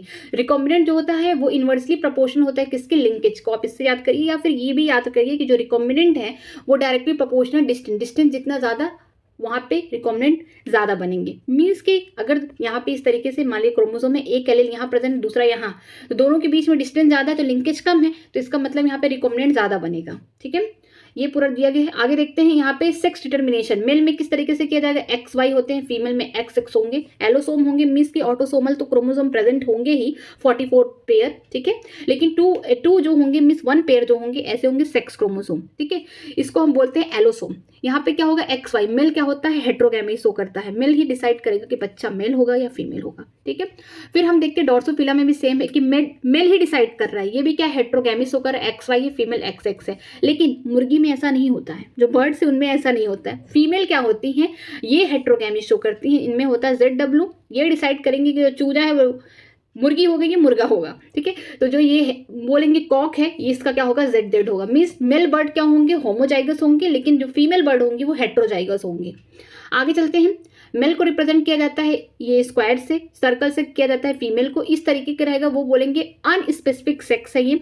अगर कलर आ गए तो ये अफेक्टेड मीन्स इस इंडिविजुअल को बीमारी है, ठीक है। एक लाइनिंग दिखाई गई तो मेटिंग हो रहा है, अगर ढेर सारी लाइनिंग है तो मिस मेटिंग बिटवीन रिलेटिव। बहुत सारे रिलीजन में क्या होता है, खानदान में शादी हो जाती है, तो इसको रिप्रेजेंट इससे किया जाएगा मेटिंग बिटवीन रिलेटिव से, ठीक है। यहाँ ऊपर वाले पेरेंट्स होंगे, नीचे इनके बच्चे होंगे, ठीक है। ये होंगे पेरेंट्स, ये इनका बच्चा क्या है, अफेक्टेड है बीमारी से।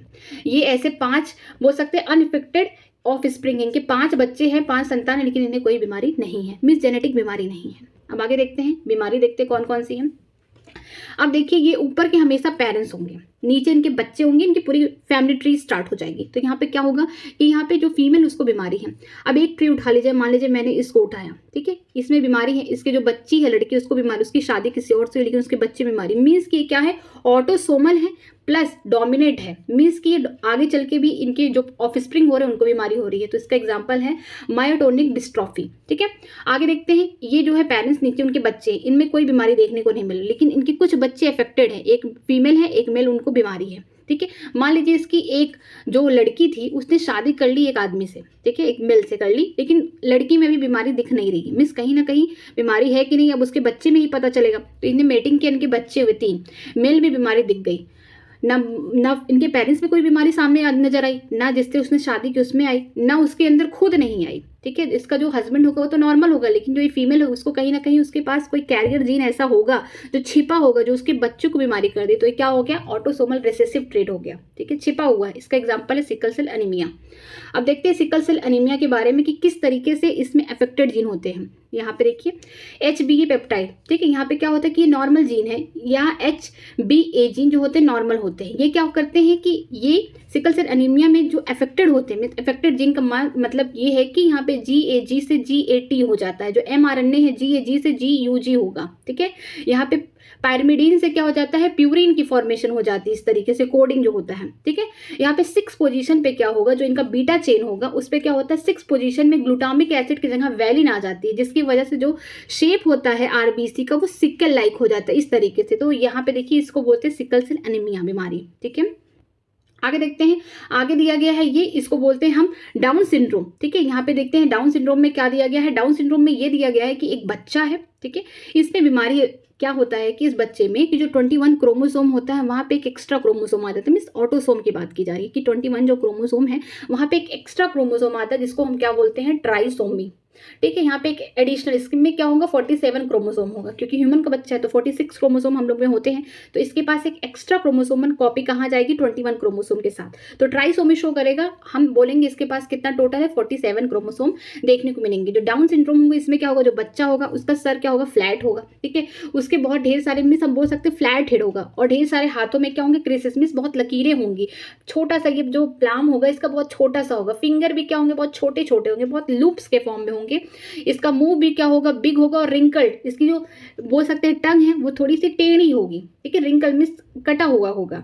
और इसके साथ साथ ये बचपन मतलब हम बोल सकते हैं बाई बॉर्न ये बीमारी लेके आया है, हार्ट डिसीज। ठीक है, ये लड़का भी हो सकता है, लड़की भी हो सकता है। अब आगे देखिए क्लाइनफिल्टर, ये क्या होता है, मेल में। इसमें भी क्या होता है, एक एक्स्ट्रा क्रोमोसोम आ जाता है एक्स का, मीन्स इसमें सेक्स क्रोमोसोम एक बढ़ जाता है। इसका भी क्या होगा, 47 क्रोमोसोम, इसको बोलते हैं ट्राइसोमी। ठीक है, ये सिर्फ मेल में होता है। जो मेल होता है बेचारा स्टेराइल हो जाता है, उसमें फीमेल जैसे हम बोल सकते हैं फीमेल जैसे स्ट्रक्चर ग्रो करने लगता है, जैसे कि ब्रेस्ट की फॉर्मेशन हो जाती है। ठीक है, अब देखते हैं टर्नर सिंड्रोम फीमेल में होता है। इसमें क्या होता है, इसमें एक्स क्रोमोसोम जो होता है फीमेल में गायब हो जाता है, मीन्स इसके पास क्या होंगे, 45 क्रोमोसोम हो गए। तो ये क्या हो गया, मोनोसोमी का एग्जांपल हो गया। ठीक है, ये क्या हो गए, टर्नर सिंड्रोम हो गए। यहाँ पे दोनों ही केस में क्या होगा कि दोनों ही स्टेराइल होंगे, बच्चा नहीं पैदा कर सकते। ठीक है, पहला हमारा डायग्राम है पॉलीन्यूक्लियोटाइड चेन का। चैप्टर का नाम है मॉलिक्यूलर बेसिस ऑफ इनहेरिटेंस। ठीक है, इसमें क्या दिया गया है कि ढेर सारे न्यूक्लियोटाइड क्या है, जुड़े हुए हैं। आप पहले जानते हैं कि न्यूक्लियोटाइड क्या होते हैं। ठीक है, उससे पहले हम जानते हैं कि न्यूक्लियोसाइड्स क्या होते हैं। न्यूक्लियोसाइड्स में क्या होता है कि अगर राइबोस शुगर हो और उसमें नाइट्रोजनस बेस है, तो राइबोस शुगर जब भी इस्तेमाल होगा ये शब्द आरएनए के लिए होगा। अगर डीऑक्सी राइबोस शुगर बोला जाएगा तो इसका मतलब कि जो सेकंड पोजीशन है शुगर का वहां पे ऑक्सीजन प्रेजेंट नहीं है, डीएनए में यूज किया जाता है। उसके अलावा प्लस नाइट्रोजनस बेस जोड़ा जाएगा। ठीक है, नाइट्रोजनस बेस क्या होते हैं, प्यूरिन होते हैं, पिरामिडिन होते हैं। प्यूरिन में याद करिए AG। ठीक है, एडनिन हो गया, गोनिन हो गया। इसके अलावा पिरामिडिन में क्या होते हैं, उनमें होते हैं साइटोसिन, थाइमिन, और ये थाइमिन जो होता है आरएनए में नहीं प्रेजेंट होता, उसके जगह क्या होते हैं, यूरेसिल प्रेजेंट होते हैं। ठीक है, ये नाइट्रोजनस बेस हो गया। जो न्यूक्लियोसाइड होते हैं उसमें क्या प्रेजेंट होता है, उसमें राइबोस शुगर प्रेजेंट होगा प्लस नाइट्रोजनस बेस हो गया। ठीक है, ये प्रेजेंट होगा। ये जो नाइट्रोजनस बेस होते हैं राइबोस शुगर के पहले कार्बन से जुड़े होते हैं, उस बॉन्ड का नाम है एन ग्लाइकोसिडिक बॉन्ड। ठीक है, इसके अलावा जो न्यूक्लियोटाइड होते हैं वो न्यूक्लियोसाइड तो प्रेजेंट है ही है। ठीक है, यहाँ पे नाइट्रोजन बेस, इसके अलावा यहाँ पे जो होता है 5वें कार्बन पे फॉस्फेट ग्रुप जुड़े होंगे। ठीक है, तो यहाँ पे देखिए ये एक न्यूक्लियोटाइड का स्ट्रक्चर है। यहाँ पे देखिए, यहाँ पे पहला कार्बन, दूसरा, तीसरा, चौथा, ये 5वां कार्बन हो गया। ठीक है, इस तरीके से यहाँ पे देखिए कि जो यहाँ पे एडनिन है ये क्या है, एक नाइट्रोजन बेस है जो राइबोस शुगर से जुड़ा हुआ है पहले कार्बन से। यहाँ पे जो बॉन्ड है एन ग्लाइकोसिडिक लिंकेज या बॉन्ड बोल सकते हैं। तीसरे कार्बन को देखिए ध्यान से कि एक दूसरा न्यूक्लियोटाइड यहाँ पे जुड़ा हुआ है, मीन्स तीसरे कार्बन से और 5वें कार्बन के दूसरे न्यूक्लियोटाइड में फॉस्फेट के साथ क्या होता है, बॉन्ड इस तरीके से बनते हुए ढेर सारे पॉलीन्यूक्लियोटाइड चेन बन जाते हैं। यहाँ पे देखिए जो 5वां कार्बन है इससे कौन जुड़ा है, फॉस्फेट ग्रुप जुड़ा हुआ है। ठीक है, यहाँ पे जो बॉन्ड होगा या फिर हम बोल सकते हैं लिंकेज जिसे बोलते हैं फॉस्फोएस्टर लिंकेज। ठीक है, अगर इस तरीके से स्ट्रक्चर बन जाए, मीन्स की अगर 2 स्ट्रैंड बन जाए, एक इधर एक इधर। ठीक है, यहाँ पे बोलते हैं डबल स्टैंडर्ड पॉलीन्यूक्लियोटाइड चेन हो गया। पहले कार्बन पे तो यहाँ पे जुड़ा ही नाइट्रोजन बेस, यहाँ पे भी ये पहला कार्बन है इसका। ठीक है, यहाँ पे क्या होगा, 2 हम बोल सकते हैं 2 नाइट्रोजन बेस के बीच में क्या होता है, हाइड्रोजन बॉन्डिंग बनती है। जैसे कि एडनिन जो है डबल बॉन्ड बनाता है थाइमिन के साथ, 2 हाइड्रोजन बॉन्ड। ठीक है, साइटोसिन हो गया इसके साथ गोनिन के साथ बनाता है। इस तरीके से यहाँ पे 3 ट्रिपल बॉन्ड बनते हैं हाइड्रोजन के। ठीक है, तो यहाँ पे देखिए एडेनिन और थायमिन के बीच में 2 हाइड्रोजन बॉन्ड है। ये कहाँ होंगे, पहले कार्बन पे जुड़े होंगे राइबोस शुगर के, यहाँ पे एन ग्लाइकोसिडिक लिंकेज है। फिर इसके बाद यहाँ तीसरा है जो 5वां है फॉस्फेट हो गया। यहाँ पे आगे इस तरीके से उसका चेन बनता गया। अब यहाँ पे देखिए कि जो अभी इसको किससे जोड़ेंगे, यहाँ पे देखिए ये इस तरीके से जुड़ा हुआ जो नाइट्रोजन बेस है इससे जुड़ा हुआ इसके नाइट्रोजन मीन्स हाइड्रोजन बॉन्डिंग बन रही है। कि मीन्स कि हम जो डबल स्टैंडर्ड इस तरीके से हेलिकल स्ट्रक्चर देखते हैं डीएनए का, इसमें क्या होता है कि हाइड्रोजन बॉन्डिंग की वजह से 2 स्ट्रैंड अपने एक दूसरे के साथ क्या होते हैं, जुड़े होते हैं। मीन्स यहाँ पे देखिए नाइट्रोजन बेस एक दूसरे से जुड़ के हाइड्रोजन बॉन्डिंग बना रहे हैं। ठीक है, याद रखिएगा कि जो पॉलीन्यूक्लियोटाइड चेन इस तरीके से बनते हैं, तो याद रखिए कि यहाँ का जो फॉस्फेट से एक बॉन्ड जो जाके जुड़ता है किससे, जो राइबोस शुगर के तीसरे कार्बन से, वहां पे बॉन्ड, तो यहाँ का जो बॉन्ड होगा उसको बोलते हैं फॉस्फोइस्टर बॉन्ड। ठीक है, इस तरीके से ढेर सारे जुड़ गए तो इसको बोलते हैं फॉस्फोडाइस्टर लिंकेज। अब आगे देखते हैं, आगे जो इस तरीके का स्टैंड दिया है डबल स्टैंडर्ड या फिर बोल सकते हैं डीएनए डबल हेलिकल मॉडल है ये। ठीक है, एडेनिन किसके साथ बॉन्ड बनाएगा, थायमिन के साथ, वो भी डबल हाइड्रोजन बॉन्ड।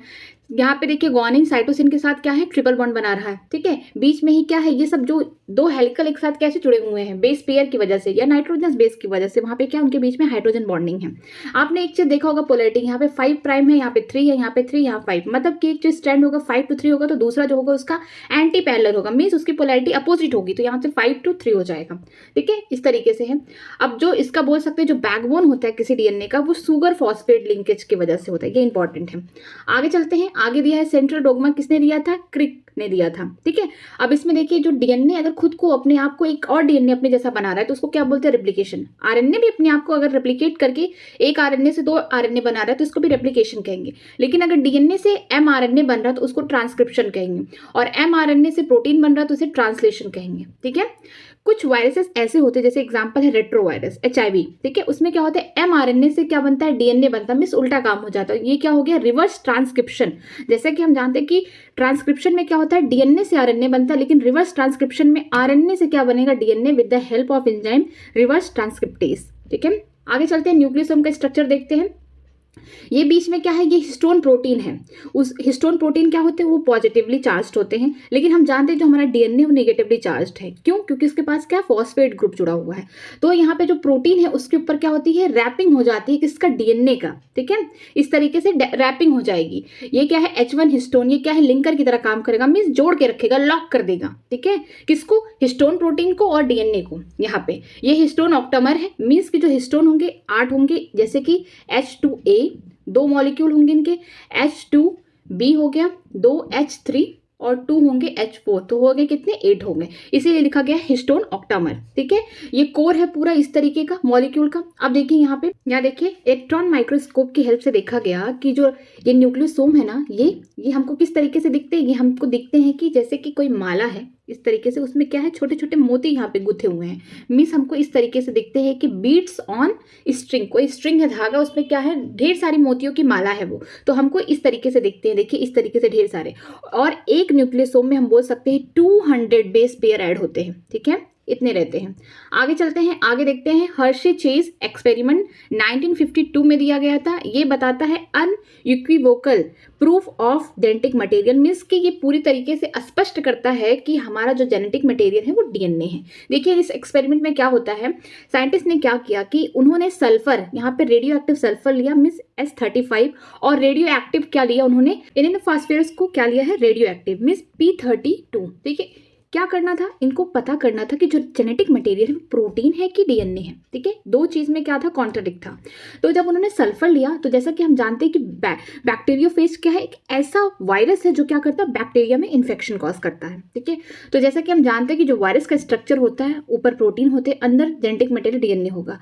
अब इसमें भी देखिए क्या होगा कि जो फॉस्फोरस होगा कहाँ प्रेजेंट होगा, डीएनए में होगा, और जो उसका प्रोटीन की कोडिंग है, मीन्स हम बोल सकते हैं जो प्रोटीन की कवरिंग है, वहां पे सल्फर प्रेजेंट होगा। ठीक है, सल्फर की प्रोटीन वगैरह प्रेजेंट होती है। तो जो अब देखिए रेडियो एक्टिव क्या होगा, अगर सल्फर लगाएंगे तो यहाँ पे प्रोटीन हो जाएगा। ठीक है, अगर हम डीएनए के लिए बात करेंगे तो फॉस्फोरस 32 रेडियो एक्टिव करेंगे तो डीएनए होगा। फिर उन्होंने क्या किया कि ई कोलाई बैक्टीरिया ले ली, उनमें क्या करा, इन्फेक्शन कराया, मीन्स कि यहाँ पे अब बैक्टीरियोफेज से क्या करा दिया गया, इन्फेक्शन करा दिया गया ई कोलाई में। इसमें देखा गया कि जो जेनेटिक मटेरियल यहाँ पे अंदर गया, इसमें भी गया। ठीक है, ब्लेंडिंग हुआ, ब्लेंडिंग का मतलब अब मिक्सअप पूरा हो गया सोल्यूशन। इसके बाद सेंट्रीफ्यूगेशन में क्या होगा कि वो जो बैक्टीरिया जिसमें जो है रेडियो एक्टिव मॉलिक्यूल हम बोल सकते हैं, या फिर हम बोल सकते हैं जो उन्होंने रेडियो एक्टिव लेवल किया था डीएनए का, जिस बैक्टीरिया में है वो क्या है, भारी है, नीचे है, और जो ऊपर जो उसका हम बोल सकते हैं कि सुपरटेंडेंट जो है वो क्या है, हल्का है। हल्का इसलिए है क्योंकि जो रेडियो एक्टिव मॉलिक्यूल है वो भारी है, तो उसमें जो डीएनए जिसमें गया है, ठीक है, डीएनए इसमें गया है, तो इन्होंने देखा कि जो ऊपर वाला पार्ट है, मान लीजिए इस तरह की वेसल है, यहाँ पे इनका इकोलाई है, बैक्टीरिया जिसमें इन्फेक्शन होंगे, ऊपर क्या होंगे, ऊपर वो वाले पार्ट होंगे जिनको उन्होंने इन्फेक्ट नहीं किया है, ठीक है, कुछ तो ऊपर है। यहाँ पे देखिए, यहाँ पे जो रेडियो एक्टिव फॉस्फोरस है उस वो कहाँ डिटेक्ट किया गया, सेल में, इकोलाई के सेल में डिटेक्ट किया गया, और जो उसके ऊपर वाला पार्ट बचा हुआ है सुपरनेंट, उसमें क्या है, कोई रेडियो एक्टिव मॉलिक्यूल नहीं है। मतलब कि अब देखने को मिल रहा है कि जो इकोलाई है वो भी क्या हो गई, रेडियो एक्टिव हो गई है। लेकिन दूसरे वाले में देखा गया कि इस वाले में देखिए कि जो रेडियो एक्टिव डिटेक्टेड कहाँ गया, ऊपर डिटेक्ट किया गया, और नीचे जो इकोलाई है उसमें नहीं किया गया, ठीक है। क्यों, यहाँ पे ये पता लगाया गया कि जो रेडियो एक्टिव फॉस्फोरस है, मींस डीएनए जो है, यही क्या है, जेनेटिक मटेरियल है। क्योंकि ई कोलाई में जिसमें इन्फेक्शन हुआ उसमें देखा गया जो रेडियो एक्टिव, दोनों में इन्फेक्शन हुआ, लेकिन डिटेक्ट किससे होगा, जो रेडियो एक्टिव फॉस्फोरस या सल्फर से, ठीक है। एक में चेक किया तो सल्फर बाहर रह गया, अंदर नहीं, मतलब कि कहीं ना कहीं उसको बीमारी तो हुई ई कोलाई को, लेकिन सल्फर नहीं किया, मतलब कि प्रोटीन नहीं है, डीएनए है। दूसरे में भी वही देखा कि ऊपर तो क्या बचा, एकदम बोल सकते हैं प्रोटीन बचा है, प्रोटीन कोड उसका है, उसमें वो रेडियो एक्टिव सल्फर। इसमें उन्होंने क्या देखा कि जो उनका ई कोलाई इन्फेक्टेड है, ठीक है, उसमें उन्होंने देखा कि क्या है, इसमें डीएनए है, उन्होंने पूरा उसको देखा, तो उनमें देखा गया कि रेडियो एक्टिव फॉस्फोरस पाया जा रहा है उसके डीएनए में। तो कहीं ना कहीं हमको पता चल गया कि जो जेनेटिक मटेरियल है वो डीएनए है, ना कि प्रोटीन, ठीक है।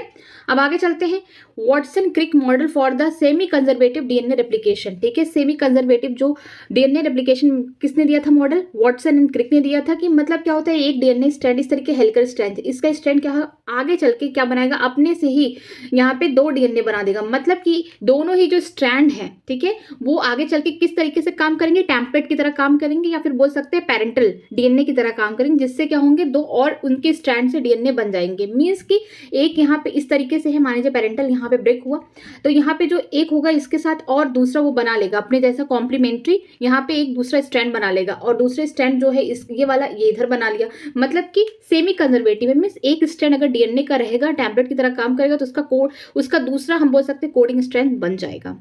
अब आगे देखते हैं, मेल्सन एंड स्टार्क एक्सपेरिमेंट, इन्होंने क्या किया था कि प्रूफ किया था, एक्सपेरिमेंट किया था कि ये जो सेमी कंजर्वेटिव मेथड है ये सच है कि नहीं। अब देखिए उन्होंने क्या किया, उन्होंने यहाँ पे नाइट्रोजन 15 का मतलब है यहाँ पे हैवी आइसोटोप नाइट्रोजन, या रेडियो एक्टिव नहीं, हैवी आइसोटोप लिया है, ठीक है। यहाँ पे उन्होंने डीएनए लिया है 15, किसमें काम कर रहे हैं, ई कोलाई बैक्टीरिया में काम कर रहे हैं।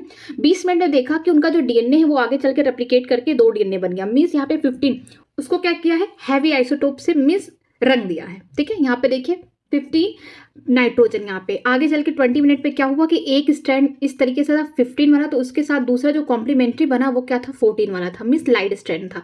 एक 15 वाला था, उसके साथ क्या बना, 14 वाला बन गया, मीन्स यहाँ पे हाइब्रिड देखने को मिल गया, ठीक है, 100%। फिर देखा गया 40 मिनट बाद ये दोनों स्ट्रैंड फिर अलग बनाएंगे, ये जाके हाइब्रिड बनाएगा, ये वाला देखिए लाइट स्ट्रैंड बनाएगा, ये क्या हाइब्रिड बनाएगा, ये लाइट स्ट्रैंड। मीन्स कि 40 मिनट बाद उन्होंने देखा कि 50% हाइब्रिड बन रहे, 50% लाइट डीएनए बन रहे हैं, ठीक है। इस तरीके से उन्होंने देखा, और फिर सेंट्रीफिकेशन किया, ठीक है। जो हाइब्रिड होंगे बीच में होंगे, जो लाइट होंगे नीचे होंगे, जो हैवी वाले होंगे ऊपर होंगे। तो इस तरीके से उन्होंने देखा कि लाइट वाले यहाँ पे है, हाइब्रिड यहाँ पे। इन्होंने मतलब प्रूफ करके ये बताया कि जो डीएनए है, जो ये वाला मॉडल जो है वॉटसन क्रिक का, जो कह रहे हैं कि एक डीएनए से क्या होता है, 2 डीएनए बन सकते हैं। मीन्स डीएनए क्या है, सेमी कंजर्वेटिव मेथड फॉलो करता है, मीन्स अपने ही एक स्टैंड से अपना दूसरा स्टैंड खुद बना लेता है। तो इन्होंने एक्सपेरिमेंट करके इसको प्रूफ किया था, ठीक है। अब आगे चलते हैं, आगे है रेप्लिकेटिंग फ्रॉग। इसमें देखते हैं इसमें क्या होता है कि जो डीएनए है आगे किस तरीके से रेप्लिकेशन कर रहा है। यहाँ पे 3 प्राइम टू 5 प्राइम है, इसको बोलते हैं सिंथेसिस, कंटिन्यूअस सिंथेसिस हो रहा है। तो इसका जो अपोजिट होगा 5 to 3 होगा, ठीक है। ये होगा 5 to 3, यहाँ इसका अपोजिट 5 to 3। मीन्स कि जो हम बोल सकते हैं जो स्टैंड बनेगा ना 5 to 3 बनेगा। इधर तो कंटिन्यूअसली बन रहा, बट यहाँ पे छोटा छोटा बन रहा है, इसको बोलते हैं ओजिकुराई फ्रैगमेंट। ये छोटा छोटा क्यों बन रहा है, अब इसका रीजन जानिए। इसको बोलते हैं हम लोग लीडिंग स्ट्रैंड, और इसको बोलते हैं लैगिंग स्ट्रैंड, ठीक है। यहाँ पे क्या हो रहा है, लैग हो रहा है। एक पेरेंटल डीएनए से क्या बन रहा है, यहाँ पे सेमी कंजर्वेटिव टेक्निक अपनाई जा रही है, जिससे क्या बन सके, 2 डीएनए बन सकेंगे। ये देखिए एक डीएनए रहा होगा, तो अब इसका एक स्ट्रैंड किस तरीके काम कर रहा है, टेम्पलेट की तरह काम कर रहा है। तो इससे क्या होंगे, 2 डीएनए की फॉर्मेशन होगी, एक इधर बन जाएगा, एक इधर बन जाएगा। लेकिन जो 5 to 3 होगा इसी तरीके से सिंथेसिस होगा। ऐसा नहीं है यहाँ पे 5 था तो यहाँ से 3 to 5 स्टार्ट कर दे, नहीं, एक ही तरफ से क्या होगी, कोडिंग होगी, 5 to 3 होगा। इधर जो होंगे छोटे छोटे फ्रेगमेंट होंगे, इनको एक बोल सकते हैं एंजाइम लाइगेज, यानी लाइगेज से जोड़ दिया जाएगा, तो ये फ्रेगमेंट फिर से पूरा बन जाएंगे। ये कंटिन्यूअस स्ट्रैंड है, ये डिसकंटिन्यूअस स्ट्रैंड है। ठीक है, आगे चलते हैं। यहाँ पे ट्रांसक्रिप्शन यूनिट दिया गया है। ट्रांसक्रिप्शन में क्या होता है कि डीएनए से आरएनए बनता है। ठीक है, ये डीएनए का स्ट्रैंड है। मान लीजिए ये देखिए 5 to 3 और 5 to 3 नीचे वाला, ये जो है टेम्पलेट है, नीचे वाला कोडिंग स्ट्रैंड है। जैसे कि हम जानते हैं कि ट्रांसक्रिप्शन में क्या होता है, डीएनए से आरएनए बनते हैं। ठीक है, हम ये भी जानते हैं कि जो डीएनए उसके पास 2 टेम्पलेट है, मतलब कि वो 2 चीजें बना सकता है, लेकिन ऐसा नहीं है। ट्रांसक्रिप्शन में क्या होता है कि एक ही टेम्पलेट से एक ही डीएनए की सिंथेसिस होती है। अगर इससे भी डीएनए बन जाए, इससे बन जाए, तो डीएनए क्या होगा, एक दूसरे का कॉम्प्लीमेंट्री हो जाएगा, और ये अपने में ही क्या है, ये भी हाइड्रोजन बॉन्डिंग बना लेंगे, जिससे क्या होगा, जो आगे का प्रोसेस होगा ट्रांसलेशन नहीं हो पाएगा। ठीक है, ये स्टॉप हो जाएगा, आगे प्रोटीन ही नहीं बन पाएगी बॉडी में। इसीलिए जो हम बोल सकते हैं टेम्पलेट है, यहाँ यहीं पे क्या बनता है, डीएनए, इसके कॉम्प्लीमेंट्री क्या होता है, डीएनए। बस याद रखने की बात यह है कि थायमिन की जगह इसमें यूरेसिल रहेगा। ठीक है, बाकी कोडिंग स्ट्रैंड से अब इसमें देखिए रेफरेंस कैसे लिया जाता है। कोडिंग स्ट्रैंड जो होता है 5 प्राइम to 3 प्राइम होता है। जो कोडिंग स्ट्रैंड देख के हम बता सकते हैं प्रमोटर किधर है। हमेशा याद रखिए 5, तो प्रमोटर कहाँ होगा, 5 एंड पे। इसको नहीं देखना है टेम्पलेट का, हमको कोडिंग स्ट्रैंड का अगर 5 प्राइम है तो वहां पे जो टेम्पलेट होगा, टेम्पलेट स्ट्रैंड होगा, वहां पे क्या होगा, प्रमोटर होगा, और 3 पे क्या होगा, 3 प्राइम पे टर्मिनेटर होगा। किससे देखना है हमको, कोडिंग स्ट्रैंड से देखना है। प्रमोटर क्या करेगा, यहाँ से ट्रांसक्रिप्शन स्टार्ट होना हो जाएगा, और टर्मिनेटर पे यहाँ पे स्टॉप हो जाएगा, तो इसको बोलते हैं अप स्ट्रीमिंग, इसको बोलते हैं डाउन स्ट्रीमिंग। ठीक है, ये स्ट्रक्चरल जीन है। यहाँ पे एक चीज और खास बात है कि जो हमको आरएनए अगर पता करना होगा कि कैसा बनेगा, तो हम कोडिंग स्ट्रैंड को देखेंगे, जो जितने भी बेस पेयर वहां पे रहेंगे, सेम कहाँ पे होंगे, आरएनए के होंगे, क्योंकि हमको पता है टेम्पलेट और कोडिंग स्ट्रैंड क्या है, एक दूसरे के कॉम्प्लीमेंट्री है। अगर मान लीजिए यहाँ एडेनिन होगा, तो यहाँ पे क्या होगा, थाइमिन होगा। ठीक है, ये डीएनए की बात करें, लेकिन यहाँ पे अगर एडेनिन है तो ये जो आरएनए बनेगा वहाँ यूरेसिल होगा। ठीक है, मीन्स कि हम जो हमारा आरएनए है और हमारा कोडिंग स्ट्रैंड है एकदम सिमिलर रहेगा, बस वहाँ पे क्या होगा, थाइमिन और यूरेसिल में क्या करना है, एक्सचेंज कर देना है। ठीक है, आगे चलते हैं। आगे दिया गया है ट्रांसक्रिप्शन इन बैक्टीरिया। बैक्टीरिया में किस तरीके से ट्रांसक्रिप्शन होता है, किस तरीके से हम आरएनए बनाते हैं। 3 प्रोसेस होते हैं, इनिशिएशन, इलोंगेशन, टर्मिनेशन। यहाँ पे देखिए इनिशिएशन में क्या होगा, ये 5 एंड है, 5 प्राइम है, इसका 3 प्राइम इधर होगा। ठीक है, ये 3 है, यहाँ पे 5 होगा इसका। यहाँ पे देखिए प्रमोटर, प्रमोटर कहाँ होगा, 5 प्राइम पे होगा। यहाँ पे जो आरएनए पॉलीमरेज है उनके साथ सिग्मा फैक्टर दिया जाता है, तब जाके ट्रांसक्रिप्शन स्टार्ट होता है। मीन्स की स्टार्टिंग के लिए क्या चाहिए, सिग्मा फैक्टर चाहिए। फिर इस तरीके से पूरा आरएनए बनता रहेगा। किसमें हो रहा है, सब बैक्टीरिया में हो रहा है। इलोंगेशन में क्या होगा कि बनता रहेगा, मीन्स इलोंगेट होता रहेगा। अब हमको टर्मिनेट करना, टर्मिनेट के लिए क्या चाहिए, रो फैक्टर चाहिए। ठीक है, आरएनए पॉलीमरेज में हम उसको बाइंड कर देंगे ताकि वो फिर रुक जाएगा, फिर हमारा जो आरएनए वो बन जाएगा। किसमें हो रहा है, बैक्टीरिया में हो रहा। अब देखते हैं ट्रांसक्रिप्शन इन यूकैरियोट। यूकैरियोट में किस तरीके से ट्रांसक्रिप्शन होते हैं। यहाँ पे क्या होता है यूकैरियोट में, यहाँ पे इंट्रॉन और एक्सॉन दोनों हो जाते हैं। इंट्रॉन क्या होता है, हमारे लिए खराब है, हमको उसको जरूरत नहीं है। ठीक है, उनको हम बोल सकते हैं नॉन कोडिंग स्ट्रैंड। ठीक है, यहाँ पे इस तरीके से हमारा क्या है, डीएनए है। अब इस तरीके से हम यहाँ पे 3 काम करते हैं। पहला कैपिंग करेंगे, दूसरा हम करेंगे टेलिंग, तीसरा करेंगे स्प्लाइसिंग। ठीक है, कैपिंग में क्या होगा कि जो 5 प्राइम होगा यहाँ पे लाके जोड़ेंगे 7 एडेनोगोनोसिन ट्राइफॉस्फेट, यहाँ पे कैपिंग करेंगे 5 पे। ठीक है, टेलिंग में क्या होगा, यहाँ पे टेलिंग जो होगा, यहाँ पे हम वहाँ पे क्या करेंगे, टेलिंग में हम यहाँ पे जोड़ेंगे 200 to 300। ठीक है, क्या जोड़ेंगे, एडेनिलिक एसिड, या फिर बोल सकते हैं एडाइनिलेट। ठीक है, यहाँ पे जोड़ेंगे। और स्प्लाइसिंग में क्या होगा, हम स्प्लाइसोसोम की हेल्प से जो यहाँ पे इंट्रॉन इस तरीके से निकले हुए हैं, इनको क्या कर देंगे, रिमूव कर देंगे। ठीक है, और हमारा एक्सॉन इस तरीके से यहाँ पे देखिए बच जाएगा, और ये हमारा एमआरएनए बन जाएगा। तो यहाँ पे 3 काम करना है, पहले कैपिंग करना है, फिर टेलिंग करना, फिर स्प्लाइसिंग करना है। ठीक है, ये तीनों काम करने के बाद हमारा जो एमआरएनए है वो पूरी तरीके से मैच्योर बन जाएगा। हम बोल सकते हैं कि इंट्रॉन से पूरी तरीके से उसको छुटकारा मिल गया है, क्योंकि यूकैरियोट्स में क्या होता है, इंट्रॉन एक्सॉन दोनों इस तरीके से, ये क्या है, एक्सॉन है, ये कोडिंग है, लेकिन ये हमारे काम का नहीं इंट्रॉन। तो हमें क्या करना है, जो 5 प्राइम है वहां पे कैपिंग करेंगे 7 एडेनोसिन गुआनिन ट्राइफॉस्फेट से। ठीक है, फिर इसके बाद हम क्या करेंगे, यहाँ पे टेलिंग करेंगे 3 वाले प्राइम पे। यहाँ पे क्या करेंगे, 200 से लेकर 300 मॉलिक्यूल एडेनिलिक एसिड या फिर एडेनाइलेट से जोड़ देंगे। इसके बाद यहाँ पे हम स्प्लाइसोसोम की हेल्प से जो भी इंट्रॉन निकल गए हैं उनको क्या करेंगे, अब उसको रिमूव करेंगे। मीन्स आरएनए में क्या होगी, स्प्लाइसिंग होगी, निकल जाएंगे। ठीक है, और हमारा जो एमआरएनए है हम बोल सकते हैं मैच्योर आरएनए, ये बन के आ जाएगा। ठीक है, ये देखिए कोडान दिए गए हैं कुछ, इस बहुत ढेर सारे अमीनो एसिड होते हैं, हम जानते हैं उनके कोडान्स दिए गए हैं। कोडान क्या होते हैं, 3 सेट में होते हैं। ठीक है, अब इसको याद कैसे करना है आपको, देखिए यू यू, ठीक है, यू यू यू सी। ठीक, फिर यहाँ पे देखिए U U C, U U A, CUG आपको इस तरीके से बनाना है, ठीक है। यहाँ पे देखिए CUC, ठीक है। CUU पहले इसमें होगा, फिर CUC हो गया, फिर CUA, CUG। मिस अगर आपको नहीं आ रहा है इसको समझ में तो आपको ऐसे करना है AUU, AUC, AUA, AUG। लेकिन आपको अगर याद करना है तो आपको खुद से ही याद करना पड़ेगा, तो इसको अच्छे से देख लीजिएगा, ठीक है। आगे चलते हैं। यहाँ पे tRNA या फिर एडाप्टर RNA बोल सकते हैं या फिर एडाप्टर मॉलिक्यूल बोल सकते हैं। यहाँ पे क्या होता है कि ट्रांसलेशन प्रोसेस में कैसे हेल्प करता है, ये देखिए 5 to 3 प्राइम है हमारा mRNA का।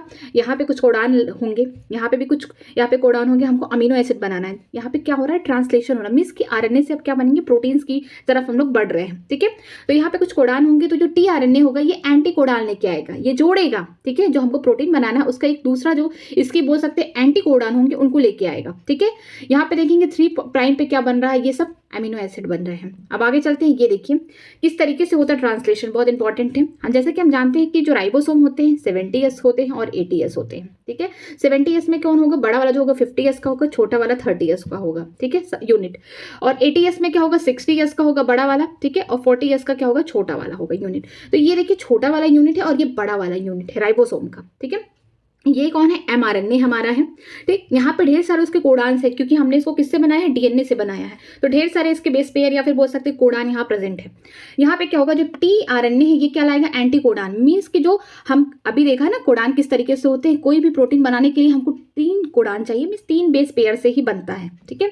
तो यहाँ पे इस तरीके से हम लोग देखेंगे कि यहाँ पे देखिए ये एंटी कोडान होगा, मान लीजिए GCA है, तो इसका अपोजिट जो होगा कॉम्प्लीमेंट्री जो बेस पेयर होंगे कौन होंगे, CGU होंगे, ठीक है। यहाँ पे क्या होगा, यहाँ स्टार्टिंग देखिए यहाँ से होगी 3 प्राइम से होगी, ठीक है। क्या होगा, इधर से आया, इधर एक प्रोटीन बन रहा है इस तरीके से। अब ये क्या करेगा, आगे की तरफ इस तरीके से बढ़ता चला जाएगा, ठीक है। ये वाला जो है ये अनट्रांसलेटेड, अब इनका काम खत्म हो गया, इस तरीके से बढ़ता हुआ जाएगा, फिर यहाँ पे इसको चला जाएगा तो ये इधर चले जाएंगे, फिर ये इधर चला जाएगा, और इस तरीके से ढेर सारे पॉलीपेप्टाइड चेन बनते चले जाएंगे। जैसे ये आ रहा है, अब ये इधर आएगा, ये जो है ये वाला काम इधर करके मिस और पॉलीपेप्टाइड में जोड़ेगा। ये क्या कर रहा है, सिंथेसिस कर रहा है, मतलब एक अमीनो एसिड बना लिया। जैसे कि हम जानते हैं जो प्रोटीन होते हैं वो बहुत ढेर सारे डिफरेंट टाइप के अमीनो एसिड से बने होते हैं, मिस हेट्रोपॉलीमर होते हैं प्रोटीन, ठीक है। तो यहाँ पे क्या होगा कि इधर वाला देखिए कोडान क्या कर रहा है, एक अमीनो एसिड बना रहा है, इधर वाला बनाया एक अमीनो एसिड, इधर वाला इसके पास क्या ढेर सारे यहाँ पे बोल सकते हैं पॉलीपेप्टाइड चेन इसके पास है। ये इधर जाएगा, ये वाला इधर जाएगा, फिर ये वाला इधर आएगा काम करेगा इधर, फिर आगे वाले जो इधर वाले होंगे यहाँ जाएंगे, फिर ये इधर काम करेंगे, मिस इस तरीके से काम बढ़ता जाएगा। मिस ये अब इधर आएंगे, ये वाला यहाँ पे आ जाएंगे, तो ये वाला यहाँ पे काम करेंगे, ठीक है, ये वाले, फिर इनका भी काम इधर हो जाएगा तो फिर ये इधर चले जाएंगे। इस तरीके से ढेर सारे पॉलीपेप्टाइड चेन बनते रहेंगे ट्रांसलेशन में। अब आगे देखते हैं लैकोपेरान। लैकोपेरान किस में होते हैं, ये सब होते हैं, हम बोल सकते हैं कि बैक्टीरिया में हमको देखने को मिलता है। क्या होता है कि इन एब्सेंस ऑफ इंड्यूसर मतलब हो सकता है क्या, लैक्टोज, एलोटोस, ठीक है, ये सब होंगे, ठीक है। यहाँ पे क्या होगा, बैक्टीरिया इसको क्या करेगा, ब्रेक करेगा, लैक्टोज को किस में तोड़ेगा, ग्लूकोज में तोड़ेगा, प्लस ग्लैक्टोज में तोड़ेगा, ठीक है। ग्लूकोज यहाँ पे इंड्यूसर की तरह काम नहीं करता है। मेन जो इंड्यूसर होता है वो कौन होते हैं, एक तो होंगे आपके लैक्टोज होंगे, ग्लूकोज नहीं होंगे, और एक होंगे एलोक्टोज होंगे, ठीक है। अब देखिए यहाँ पे इंड्यूसर अगर एब्सेंस है, इंड्यूसर नहीं प्रेजेंट है, मीन्स कि हम बोल सकते हैं कि सराउंडिंग में सेल में क्या नहीं प्रेजेंट है, यहाँ पे प्रेजेंट नहीं है लैक्टोज, तो क्या होगा, इसको याद कर लीजिए, ट्रिक है, पीपोजया, PIPOZYA, ठीक है। आई से क्या होता है, इनहिबिटर हो गए, ठीक है। पी से प्रमोटर हो गए, ओ से क्या बोलेंगे, ऑपरेटर बोलेंगे, जेड जो होता है इससे क्या बनता है, बीटा ग्लैक्टोसाइडेज, वाई से क्या होगा, परमिएज हो गया, ए से क्या होंगे, ट्रांस एसिटिलेज, ठीक है। यहाँ पे क्या होगा, ये जो होगा रिप्रेसर प्रोटीन बनाएगा mRNA। अगर सराउंडिंग में बोल सकते हैं इंड्यूसर नहीं प्रेजेंट है तो ये क्या करेगा, रिप्रेसर प्रोटीन जाके किससे बाइंड कर जाएगा, जाके जुड़ जाएगा ऑपरेटर से, और क्या करेगा कि RNA पॉलीमरेज को क्या करेगा, प्रिवेंट कर देगा, जिसकी वजह से ट्रांसक्रिप्शन रुक जाएगा, ठीक है। यहाँ पे यही लिखा है कि repressor bind to the operator region and prevent the RNA polymerase from the transcribing the operon, ठीक है। ये जो रिप्रेसर प्रोटीन है ये जाके किससे बाइंड कर जाएगी, ऑपरेटर पे, तभी बाइंड करेगी जब सराउंडिंग में बोल सकते हैं इंड्यूसर प्रेजेंट नहीं है, जिसकी वजह से आगे जो होगा ट्रांसक्रिप्शन वो रुक जाएगा, यहाँ पे ट्रांसक्रिप्शन नहीं हो पाएगा। अब देखिए यहाँ पे क्या होगा, सराउंडिंग में इंड्यूसर प्रेजेंट है, मीन्स कि यहाँ पे लैक्टोज प्रेजेंट है, तो ये जो रिप्रेसर प्रोटीन हमेशा ये ऑन रहेगा, इसको ये स्विच ऑन रहेगा, हमेशा ये बनाता रहेगा, ठीक है। लेकिन इस बार क्या होगा, जब इंड्यूसर प्रेजेंट होगा तो जो ये रिप्रेसर प्रोटीन उसने बनाया है, मीन्स mRNA बना है, उससे क्या करेगा, बाइंड कर जाएगा, मीन्स उसको रोक देगा। जब इसको रोक देगा तो आगे ऑपरेटर से बाइंड नहीं कर पाएगा, नहीं बाइंड कर पाएगा तो जेड जो होते हैं इनको बोलते हैं बीटा ग्लैक्टोसाइडेज, वाई को बोलते हैं परमीएज, इसको बोलते हैं ए को ट्रांस एसिटिलेज। ये क्या करेंगे आगे चल के ये पूरा ट्रांसलेशन करा देंगे, मीन्स mRNA बन जाएगा। ठीक है, ये परमिलिटी कराते हैं किसका, लैक्टोज का। लैक्टोज प्रेजेंट होता है बस कम अमाउंट में प्रेजेंट होता है सेल में। जो बीटा ग्लैक्टोसाइडेज होते हैं ये क्या करते हैं, ये लैक्टोज को तोड़ने में हेल्प करते हैं, किसमें, ग्लूकोज और लैक्टोज में। ठीक है, और इस तरीके से यहाँ पे mRNA बन गया, मीन्स ट्रांसक्रिप्शन यहाँ पे सक्सेसफुल हो गया, इंड्यूसर के प्रेजेंट में ही होगा ये। अब आगे देखिए डीएनए फिंगरप्रिंटिंग। ठीक है, किस तरीके से हम पता लगा सकते हैं कि ये जो ऑर्गेनिज्म है, मतलब कि हम डीएनए से पता लगा सकते हैं कि अगर किसी का मर्डर हुआ है उससे हम पता लगा सकते हैं कि कौन उसको मारा है, मर्डर कौन है। या फिर हम ये भी पता लगा सकते हैं कि अगर कोई बच्चा है तो उसका हम डीएनए निकाल सकते हैं किसके पेरेंट्स कौन है। ठीक है, देखिए यहाँ पे ये जो ऊपर वाला होगा पेरेंटल क्रोमोसोम होगा, पेरेंटल का। ठीक है, ये वाला मदर का होगा, ये फादर का होगा, मदर का होगा। यहाँ पे दो लोगों का है, एक इंडिविजुअल है और बी है। देखिए दोनों का अलग अलग है, बस इसमें क्या है कि नंबर ऑफ टेंडम रिपीट हो रहे हैं, क्रोमोसोम नंबर रिपीट हो रहा है, किसी में ज्यादा किसी में कम। ठीक है, ये देखिए क्राइम सीन, मीन्स ये डीएनए किसका है, क्राइम का है, क्राइम सीन में। ठीक है, अब यहाँ पे उसका क्रोमोसोम किससे मिलाना है, इससे। अब जिसमें वो रिपीट होगा वही होगा इसका मर्डरिस्ट। यहाँ पे देखिए इसमें मैच हो रहा है बी वाले में, इसमें नहीं हो रहा, ये इसमें नहीं प्रेजेंट है, इसमें मैच हो रहा है, ये इसमें मैच हो रहा है, ये देखिए इसमें मैच हो रहा है, ये सब इसमें नहीं हो रहा। मतलब कि बी वाला ही क्या है, इसका ही डीएनए फिंगरप्रिंटिंग जो बार बार रिपीट हो रहा है। हम टेंडम से ही जो बार बार रिपीट होते हैं क्रोमोसोम, उससे ही पता लगा सकते हैं कि जो सामने वाला का मर्डर है, मर्डरिस्ट है, या फिर हम बता सकते हैं कि जो बच्चा है इसके माता पिता कौन है, इससे ही पता लगा सकते हैं। तो इससे पता चल गया कि बी वाला ही क्या है, इसका कातिल है, ए वाला नहीं है। ए वाले में रिपीट हो रहे टेंडम बट इससे थोड़ी ना मैच कर रहे हैं। ठीक है, अब आगे चलते हैं, आगे है इवोल्यूशन। इवोल्यूशन में देखते हैं कि ये देखिए पहला स्ट्रक्चर दिया गया है मिलर एक्सपेरिमेंट का, 1953 में किए थे मिलर ने। इन्होंने एक लैबोरेटरी में इस तरीके का कंडीशन मेंटेन किया था जब हमारा अर्थ स्टार्टिंग के टाइम में बना हुआ था, तो कैसा कंडीशन रहा होगा। उन्होंने क्या किया कि देखिए इस तरीके का एक पूरा क्लोज्ड ग्लास ले लिया। ठीक, यहाँ पे देखिए गैसेस रख दिए, कौन से, मीथेन, अमोनिया, वाटर, ठीक है, हाइड्रोजन हो गया, और 800 डिग्री सेल्सियस पे इस तरीके से बाहर से इलेक्ट्रोड दे दिया, यहाँ पे मिस करंट दिए। ठीक है, यहाँ पे स्पार्किंग हुआ, यहाँ से कुछ पानी बाहर गया, कुछ कंडेंस्ड होकर अंदर आ गया। फिर उन्होंने देखा कि जो वाटर कंटेनिंग ऑर्गेनिक मैटेरियल, जो ये पानी है, मीन्स इससे कुछ रिएक्शन हो रहा, कुछ बना। इसमें क्या हो सकता है, पॉलीसेकेराइड हो सकता है, प्रोटीन हो सकता है। ठीक है, ये सब हो सकते हैं इसमें। और लिक्विड वाटर इन ट्रैप, इसको निकाला गया। फिर उसमें उन्होंने देखा कि जब स्टार्टिंग में जब वहाँ अर्थ था, किस तरीके से लाइफ अपने आप को फॉर्म की, मीन्स कैसे लाइफ की ओरिजिन हुई। ठीक है, उन्होंने लैब में ये पूरा कंडीशन देखा, मीन्स ये केमिकल एवोल्यूशन को प्रूफ करने में लगे हुए थे। इस तरीके से बॉइलिंग वाटर, और यहाँ वैक्यूम पंप यहाँ पे लगा हुआ है। मीन्स आगे देखिए, अब ये देखिए ये फैमिली ट्री किसका है, डायनासोर्स का। जो नीचे वाले होंगे एंसेस्टर होंगे, ऊपर वाले क्या होंगे, हम बोल सकते हैं मॉडर्न डायनासोर हैं। ठीक है, जैसे स्टेक्टोसोरस के कौन होंगे, ये एंसेस्टर किसके होंगे, ये ट्राइसेराटोप्स के होंगे। इसके अलावा ब्रांचियोसोरस किसके एंसेस्टर हैं, ये होंगे राइनोसोरस में। ये क्या थे, हर्बीवोर्स थे, मीन्स ये घास वगैरह खाते थे। लेकिन जो टेरोसोरस है ये क्या है, कार्निवोर्स है। ये देखिए आर्कियोपेट्रॉक्स एक ऐसा ऑर्गेनिज्म है जिसके पास पूरा फीदर है, मतलब कि हम बोल सकते हैं उसके पास पंख है, विंग्स है, लेकिन इसकी जो बॉडी है बहुत रफ है। मीन्स कि ये रेप्टाइल को भी शो कर रहा है और साथ में बर्ड्स, एप्स को भी शो कर रहा है। ठीक है, जो आर्कियोपेट्रिक्स है ये किसके एंसेस्टर, क्रोकोडाइल के हैं और टेरोडॉन्स के हैं। अब आगे चलते हैं, आगे देखिए कुछ स्ट्रक्चर दिए गए हैं। Example of homologous organ, plant और एनिमल। होमोलॉगस ऑर्गन का मतलब क्या है, ओरिजिन सेम है बट डिफरेंट फंक्शन है। ठीक है, मीन्स कि कन्वर्जेंट नहीं, ये डाइवर्जेंट इवोल्यूशन है। अब देखिए कंफ्यूजन होता होगा इसमें, होमोलॉगस का मतलब ओरिजिन सेम है। ठीक है, सेम ओरिजिन से बने बट उनके काम क्या है, डिफरेंट हो गए, तो क्या हो गए, डाइवर्स हो गए। ठीक है, तो ये क्या हो गया, डाइवर्जेंट इवोल्यूशन शो करेंगे। वहीं पे क्या होगा, एनालॉगस का मतलब ओरिजिन डिफरेंट है लेकिन काम एक कर रहे हैं। ठीक है, इनको क्या बोलेंगे हम, एनालॉगस जो ऑर्गन है उनको क्या बोलेंगे हम, कन्वर्जेंट इवोल्यूशन बोलेंगे। तो चलिए देखते हैं प्लांट में। यहाँ पे देखिए जो बोगनविलाई है इसमें ये देखिए कांटे निकले हुए, ये किससे बने हुए, एक्सिलरी बर्ड से बने हुए, होमोलॉगस ऑर्गन है। यही कुकुरबिटेसी में देखेंगे कि ऐसे पौधे जिससे हम बोल सकते हैं गॉड फैमिली के। ठीक है, जैसे कि वाटरमेलन हो गया, ठीक है, बिटर गॉड हो गया, ये सबके फैमिली के देखेंगे। जो ये टेंड्रिल दिखते हैं ना, ये क्लाइंबिंग के काम करते हैं। तो ये किसके एक्सिलरी बर्ड से बने हुए, मीन्स की ऑर्गन सेम है, मीन्स फंक्शन डिफरेंट हो जा रहे हैं। यहाँ ओरिजिन तो सेम है बट यहाँ पे फंक्शन डिफरेंट हो जा रहा है, तो ये इनको बोलेंगे डाइवर्जेंट इवोल्यूशन।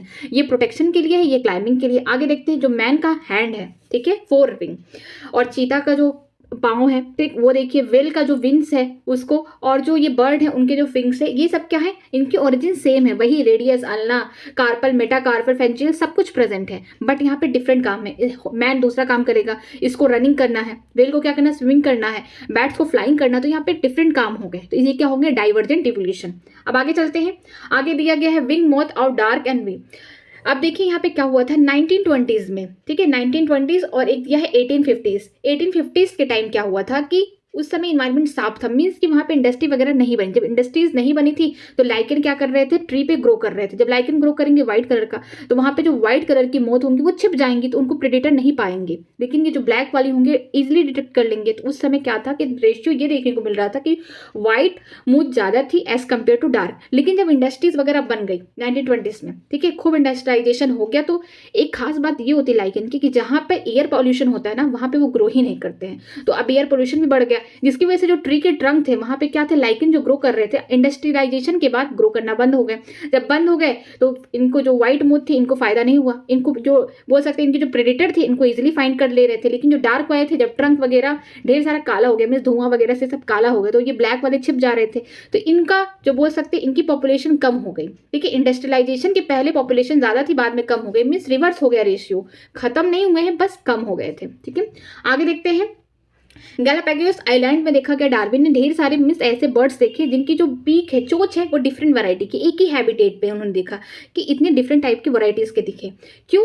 क्योंकि कुछ सीड खाती थी, कुछ फ्रूट खाती थी, कुछ मान लीजिए इंसेक्ट्स खाती थी, जिसकी वजह से जो उनकी पीक है, चोंच जो है वो अलग है। ठीक है, बीक। आगे चलते हैं। आगे दिया एडॉप्टिक रेडिएशन ऑफ मोर्सोफिला ऑफ ऑस्ट्रेलियन। यहाँ पे ढेर सारे एडॉप्टिक मीन्स एक ही ऑस्ट्रेलिया पे बात की गई है कि इनकी क्या है, ओरिजिन सेम है बट डिफरेंट डिफरेंट काम कर रहे हैं। ठीक है, ये सारे स्ट्रक्चर हैं, इनको आप अच्छे से देख लीजिएगा। आगे देखते हैं प्लासेंटल मैमल एंड ऑस्ट्रेलियन मार्सोफिला। अब इनमें क्या है, कंपेरिजन देखने को मिलेगा। ठीक है, जो प्लासेंटल मैमल होंगे और ऑस्ट्रेलियन मार्सोफिला, ये दोनों ही कहाँ, ऑस्ट्रेलिया पे, मत अलग अलग रीजन पे है। ठीक है, इसमें देखने को मिला कि इनकी तो ओरिजिन सेम होंगी अपने में, इनकी भी अपने में होंगी।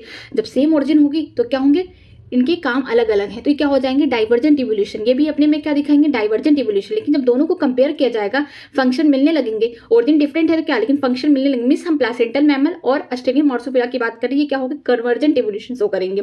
जैसे मोल है तो इसका मार्सोफिलस मोल हो गया, एंट ईटर हो गया, इसको नम्बेट या फिर ईटर कहते हैं। Mouse, मार्सोफिला mouse. लेमू, इसको बोलते हैं स्पॉटेड कस्कस। ठीक है, फ्लाइंग स्क्वेरल है या फिर इसको बोलेंगे फ्लाइंग फेरेंजियल हो गया। बॉम्ब कैट हो गया, टस्मेनिया कैट, टाइगर कैट हो गया, वोल्फ हो गया, टस्मेनिया कैट। मीन्स कि आपको यहाँ पे कंपैरिजन देखना पड़ेगा और ये भी याद रहना चाहिए कि प्लासेंटल मैमल का नाम क्या है, ऑस्ट्रेलियन मार्सोफिला के क्या नाम है। दोनों एक साथ अगर मिल जाएंगे तो क्या हो जाएंगे, कन्वर्जेंट एवोल्यूशन हो जाएंगे। लेकिन अगर इनकी इनके खुद के मैमल में देखें तो ये डाइवर्जेंट एवोल्यूशन होंगे। आगे चलते हैं। आगे दिया गया है, यहाँ पे आपको 3 तरह के ग्राफ दिए जाएंगे कि नेचुरल सिलेक्शन द्वारा, डार्विन जो कहते थे कि नेचर में अगर किसी भी तरह का क्या हो जाए, चेंज हो जाए। ठीक है, हम बोल सकते हैं कि हार्डी विनबर्ग प्रिंसिपल की जो फ्रीक्वेंसी है 1 से क्या हो जाए, चेंज हो जाए। ठीक है, मीन्स इन्वायरमेंट में कुछ चेंजेस आए। तो इसमें देखिए कुछ 3 तरीके के ग्राफ बनेंगे, एक होगा स्टेबलाइजिंग, दूसरा होगा डायरेक्शनल, तीसरा होगा डिस्टर्प्टिंग। ठीक है, ये इंडिविजुअल ऑफ, यहाँ पे नंबर ऑफ इंडिविजुअल क्या है, फिनोटिपिक कैरेक्टर लिए गए हैं। यहाँ पे जो बीच में इस तरीके के देखा, मीन्स कि कुछ लोग टॉल होंगे, कुछ लोग मीडियम साइज के होंगे, कुछ लोग डार्क होंगे। ठीक है, अगर जो ग्राफ एकदम नैरो पीक में बना रहा है, ठीक है, पीक कहाँ दिखा रहा है, नैरो एंड हायर दिखा रहा है, इसका मतलब कि जो हमने कैरेक्टर लिया, फिनोटिप कैरेक्टर लिया, वो क्या है, मीडियम पे है। मीन्स कि दोनों के बीच में, ना ज्यादा कोई टॉल है उस पॉपुलेशन में, ना कोई ज्यादा डॉर्फ है, मीडियम हाइट के हैं। ठीक है, इसको हम स्टेबलाइजिंग कहते हैं। Peak shift to one direction, अगर पीक एक डायरेक्शन में हो गया, मीन्स कि एक पॉपुलेशन में डॉर्फ ज्यादा है एज कंपेयर टू टॉल और मीडियम साइज के लोग, तो एक साइज में हो जाएगा, शिफ्ट हो जाएगा। ठीक है, 2 peak form, means 2 peak form, मान लीजिए टाल भी बहुत ज्यादा है, मान लीजिए एक पॉपुलेशन है, ठीक है, उसमें 1000 लोग हैं, जिसमें से 200 जो होंगे टॉल होंगे, बाकी के 400 डॉर्फ है, 400 मीडियम साइज के। तो जो ग्राफ होगा इस तरीके से होगा, मीन्स जो बराबर होंगे 2 हाई पीक पे रहेंगे, जो कम होगा वो नीचे रहेगा। तो यहाँ पे क्या होगा, डिस्ट्रप्टिव हमें ग्राफ देखने को मिलेगा। अगर एक ज्यादा हो गया, ठीक है, जो अगर पॉपुलेशन में एक ही कैरेक्टर ज्यादा है तो वहां पे क्या आपको देखने को मिलेगा, स्टेबलाइजिंग। ठीक है, अगर एक ज्यादा है और बाकी सब कम है तो वहां पे पीक एक डायरेक्शन में शिफ्ट हो जाएगा। अगर 2 कैरेक्टर सेम है और बीच वाला कम है तो हम इसको बोल सकते हैं 2 पीक फॉर्म। ठीक, डिस्ट्रप्टिव। अब आगे देखिए इस तरीके से यहाँ पे ज्योग्राफिकल पीरियड्स बने हुए हैं। मान लीजिए पैलोजोइक एरा है, मेसोजोइक एरा है, सिनोजोइक एरा है। इसमें देखिए कौन कौन से, सिल्यूरियन हो गए, डिवोरियन हो गए, कार्बोनिफेरस हो गया, परमियन हो गया। ठीक है, मेसोजोइक में क्या होगा, टेरेसिक हो गया, जुरेसिक हो गया, क्रस्टेशियन हो गया। ठीक, और सिनोजोइक में क्या होगा, टर्शरी कोऑर्डिनेटरी होंगे। इनमें देखिए किनकी फॉर्मेशन है, कब कौन बना, इंपॉर्टेंट ये है, इंपॉर्टेंट ये देखिए, जैसे कि क्लोरोफाइट्स हो गए एंसेस्टर, ट्राइकोफाइट्स हो गए, राइनोटाइप हो गए, सिलोफाइटॉन हो गए। इनमें से देखिए कि जो सिनो बोल सकते हैं सिल्यूरियन में या फिर पैलोजोइक एरा में कौन बना, जोस्ट्रोफाइलम बना। ठीक है, परमियंस में कौन बना, ये सब पीरियड्स है, ये जो है एरा है। ठीक है, यहाँ पे देखिए परमियंस में कौन बना, ये बने। ठीक है, जुरेसिक में कौन आया, यहाँ पे देखिए हर्बेरियस, लाइकोप्स आए, फर्न आए, कॉनिफर आए, साइकेड्स आए, मीन्स आपको ये पूरा याद करना पड़ेगा टेबल। अब आगे की तरफ चलते हैं। यहाँ पे देखिए इस तरीके के देखिए पहले रेप्टाइल थे जो पूरी तरीके से खत्म हो गए। इनके जो ये एंसेस्टर थे किनके थे, देखिए सौरोपसिरा थे और आगे चल के लिजर्ड बने। देखिए ये देखिए पूरी फैमिली है, ब्रांच फैमिली। इनके फिर कौन आए, ये एंसेस्टर क्रोकोडाइल इस तरीके से आए, टर्टल लिजर्ड। यहाँ पे देखिए पेलिकोसोरस ये खत्म हो चुके हैं लेकिन ये मैमल के एंसेस्टर हैं, ठीक है। थीको हम बोल सकते हैं थीकोडॉन, इनके पास डिफरेंट टाइप के क्या आ गए, टीथ आए, दांत आए, ठीक है। ये खत्म हो गए लेकिन ये किसके एंसेस्टर है, क्रोकोडाइल्स के हैं, ठीक है, डायनासोर्स के हैं, इसके अलावा मैमल्स के भी हैं, ठीक है। इस तरीके से आपको याद करना पड़ेगा। अब आगे देखिए ये थोड़ा सा आप बोल सकते हैं चिंपैंजी और ह्यूमन का थोड़ा सा यहाँ पे किया गया है कि स्कल या बोल सकते हैं फेस को कंपेयर किया गया है कि देखिए ये क्या है, कंपेरिजन हो गया है ह्यूमन का किसके साथ, यहाँ पे बेबी चिंपैंजी, जो बेबी चिंपैंजी ह्यूमन की तरह उसका फेस लगता है, एडल्ट, ठीक है। और यहाँ पे देखिए यहाँ पे जो एडल्ट है ये वाला, ये जो एडल्ट चिंपैंजी ये थोड़ा डिफरेंट है ह्यूमन से, तो इस तरीके से यहाँ पे क्या किया गया है, कंपेयर किया गया है। ये इंपॉर्टेंट नहीं है बट एक बार देख लीजिएगा। आगे चलते हैं ह्यूमन हेल्थ एंड डिसीज में, देखते हैं कि ये जो लाइफ साइकिल ये बहुत इंपॉर्टेंट मलेरिया की, प्लाज्मोडियम की है। अब यहाँ पे देखिए क्या होता है, जो फीमेल एनोफिलीज होती हैं ये क्या करती है, वेक्टर का काम करती हैं। इनमें इनसे कोई मलेरिया वलेरिया नहीं होता है, इनके पास स्पोरोजोइट पाए जाते हैं। अब इनके पास पाए भी नहीं जाते, ये प्लाज्मोडियम होता है स्पोरोजोइट, जो क्या करती है, किसी को क्या करेंगी, बाइट करेंगी, तो अगर उनके गट में स्पोरोजोइट बना है तो चला जाएगा, मीन जो सेलेब्री ग्लैंड है वहाँ पे स्टोर होता है, बनता तो गट में स्टोर हो जाता है, कहाँ, सेलेब्री ग्लैंड में। किसी को बाइट की तो उसके बॉडी में चला गया। अब देखिए बाइट कर दी, चला गया, तो क्या करेंगे, आधे से 1 घंटे के अंदर में क्या होगा, जो स्पोरोजोइट होंगे इन्फेक्शियस फॉर्म होंगे, किसका, मलेरिया कॉजिंग करने का या प्लाज्मोडियम का। ये जाएंगे लीवर सेल के पास, वहाँ पे एसेक्सुअली प्रोडक्शन करेंगे, अपने आप को बढ़ाएंगे, फिर ब्लास्ट कर जाएंगे। फिर जाएंगे आरबीसी सेल के पास, जहाँ पे खुद को क्या करेंगे कि एसेक्सुअली रिप्रोड्यूस करेंगे, बढ़ाते रहेंगे, क्योंकि पैरासाइट है, इनका काम क्या है, किसी होस्ट के बॉडी में जाके खुद को अपने आप को बढ़ाना, ठीक है। एसेक्सुअली प्रोडक्शन हो रहा है। आपको 3 से 4 दिन, जिसको मलेरिया होता है उसको 3 से 4 दिन में क्या होता है, बहुत हाई फीवर, चिल्स आता है, उसको हम क्या बोलते हैं, हीमोज्वाइन। किसकी वजह से हो रहा है, वो हीमोज्वाइन की वजह से हो रहा है। जब आरबीसी रप्चर होते हैं तो उनमें से एक टॉक्सिन केमिकल निकलता है जिसको हीमोज्वाइन कहते हैं, जिसकी वजह से 3 से 4 दिन में वही रिकरिंग फीवर होना स्टार्ट हो जाता है। जो आरबीसी है इसी के अंदर सेक्सुअल स्टेज या फिर बोल सकते हैं गैमेटोसाइट बनते हैं, ठीक है। जब नेक्स्ट टाइम फीमेल एनोफिलीज आएंगी फिर से बाइट करेंगे उस इंसान को, फिर क्या होगा, यही गैमेटोसाइट लेके चली जाएंगी, ठीक है। ये ऐसे सेल होते हैं जो गैमेट्स बनाते हैं। अब गैमेट कहाँ बनेगा, फीमेल एनोफिलीज की बॉडी में बनेगा। वो मिल के थ्रू ले ली हमारा ब्लड, ठीक है, लेकिन उनमें क्या चले गए हैं, गैमेटोसाइट चले गए हैं, किसके, प्लाज्मोडियम के। अब जो फर्टिलाइजेशन और फर्दर डेवलपमेंट जो होता है, ये बोल सकते हैं हम प्लाज्मोडियम के, ये कहाँ होते हैं, फीमेल के एनोफिलीज के गट में, फीमेल एनोफिलीज के गट में होते हैं, याद रहना चाहिए, मॉस्किटो में। पूरी तरीके से डेवलपमेंट हो गया। जब वो गट से कहाँ चले आएंगे, स्पोरोजोइट, यहाँ पे आके सब इकट्ठा हो जाएंगे, मीन्स की कलेक्टेड फॉर्म में बन जाएंगे स्पोरोजोइट। यही मेच्योर इन्फेक्टिव स्टेज होते हैं स्पोरोजोइट, जो क्या करते हैं, गट से आ जाते हैं, कहाँ, सेलेब्री ग्लैंड में स्टोर हो जाते हैं। जब नेक्स्ट टाइम फिर से आएगी फीमेल एनोफिलीज किसी को बाइट करने, तो फिर यही स्पोरोजोइट छोड़ देगी और फिर से यही सारी साइकिल बनती रहेगी। तो हमने यहाँ पे देखा कि जो लाइफ साइकिल है प्लाज्मोडियम की, प्लाज्मोडियम क्या होते हैं, एक हम बोल सकते हैं प्रोटोजोन है, ठीक है। ये क्या करते हैं, इनको 2 जगह, इनको 2 होस्ट की जरूरत होती है। जो ह्यूमन है, ह्यूमन की बॉडी में इनके क्या बने, गैमेटोसाइट बन रहे, ऐसे सेल बने जो क्या आगे चल के गैमेट बनाए। लेकिन अगर ये फीमेल एनोफिलीज की बात करें, यहाँ पे गैमेट बनेंगे, फर्टिलाइजेशन होगा और ढेर सारे स्पोरोजोइट बन के उसके सेरेब्री ग्लैंड में स्टोर हो जाएंगे, तब जाके प्लाज्मोडियम की लाइफ साइकिल कंप्लीट होती है, ठीक है। आगे चलते हैं। ये देखिए इंसान है, इसका जो लोअर पार्ट है, इस देखिए कितना हाथी जैसा है। बीमारी का नाम भी यही एलिफेंटेसिस या फिर फिलरेसिस बोलते हैं, ठीक है। इस किसकी वजह से होता है, ये होता है एक हेलमिंथिस की वजह से, जिसको बोलते हैं वचेरिया बेनाक्रॉफ्टी, अचेरिया मलाई की वजह। जिससे क्या होगा, जो इसका लोअर लिम्फ है, इसके लिम्फेटिक वेसल क्या हो जाते हैं, इफेक्टेड हो जाते हैं इससे, ठीक है, इस हेलमिंथिस के, जिसकी वजह से क्या बोल सकते हैं, इसका जो जेनिटल पार्ट है या फिर जो लोअर पार्ट है, ये क्या हो जाएंगे, धीरे धीरे क्रॉनिक इन्फ्लामेशन में सूजने लगेगा। और ये इसका भी जो वेक्टर है वो फीमेल क्यूलेक्स है, ठीक है, मॉस्किटो ही है। जो इसको अगर हुआ है तो इसके, अगर कोई हेल्दी पर्सन है, अगर यहाँ से मच्छर काट के इसको गया, ठीक है, बाइट करके गया, तो इसको अगर कर दिया तो इसको भी ये बीमारी हो जाएगी। तो मतलब कि मच्छर से ही क्या होगी, ये बीमारी स्प्रेड होगी। आगे चलते हैं। ये देखिए रिंगवॉर्म है, यहाँ पे स्क्लेरी है, इस तरीके से। तो रिंगवॉर्म के 3 बोल सकते हैं जीनस दिए कि उसका जो हम ट्रिक बताए थे, मेट से क्या हो गया, माइक्रोस्पोरेंजियम, इप्टोफाइटॉन हो गया, ट्राइकोफाइटॉन हो गया। तो आप इसको याद कर लीजिएगा।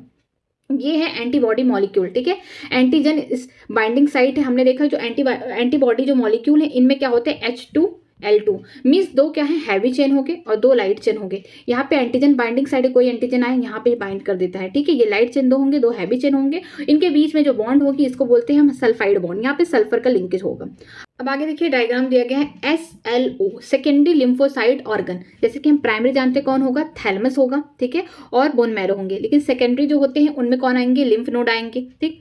इसके अलावा स्प्लीन आ गया, साथ में आएंगे अपेंडिक्स। ये सब क्या है, ये सब जो है सेकेंडरी लिम्फोसाइट ऑर्गन है। अब देखिए इस पूरे ऑर्गन में आपको प्राइमरी सेकेंडरी दोनों देखने को मिलेंगे। ये है लिम्फ नोड, ये क्या होंगे, सेकेंडरी लिम्फोसाइड ऑर्गन होंगे। ये क्या करेंगे, एंटीजन बाइंडिंग साइड देंगे, ठीक है, कि यहाँ पे तुम आओ एंटीजन को बाइंड करके मारो।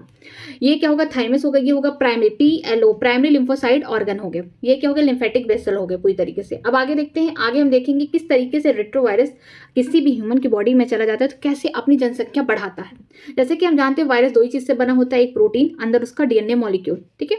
जो रेट्रोवायरस होता है उसके ऊपर तो प्रोटीन होता है, लेकिन उसके ऊपर एक कवरिंग भी पाई जाती है, और अंदर क्या होंगे, सिंगल स्टैंडर्ड दो मॉलिक्यूल क्या होंगे, RNA होते, सिंगल स्टैंडर्ड RNA होते हैं। इस बात को याद रखिएगा। जब ये किसी एनिमल सेल को इन्फेक्ट करेगा तो क्या करेगा, यहाँ से अपना ऊपर वाले कवरिंग प्रोटीन को तो छोड़ देगा, उसने अपना RNA अपना जेनेटिक मटेरियल कहाँ पे डाल दिया, cytoplasm of the animal cell, ठीक है। वो देखिए ये वायरस क्या करने जा रहा है, एक नॉर्मल सेल को अब इन्फेक्शन किस तरीके से करने जा रहा है। ये देखिए वायरल RNA कहाँ पे आ गया है, एनिमल के सेल में आ गया। अब RNA क्या है, अब अपने आप को बदलेगा। ये वायरस इतना चालाक है कि इसको अब DNA बदलना है, मीन्स अपना ये वायरल RNA किसमें बदलेगा, DNA में। जैसा कि हम पहले जानते हैं कि RNA से अगर DNA बनता है तो क्या होता है, रिवर्स ट्रांसक्रिप्शन होता है। हमने पहले भी पढ़ा है कि DNA से RNA बना तो ट्रांसक्रिप्शन, लेकिन RNA से अगर DNA बना तो क्या हो गया, रिवर्स ट्रांसक्रिप्शन। तो ये क्या करता है, रिवर्स ट्रांसक्रिप्शन करता है, किसकी हेल्प से, रिवर्स ट्रांसक्रिप्टेज की हेल्प से। तो ये क्या बनाता है, वायरल RNA से वायरल DNA बना लिया।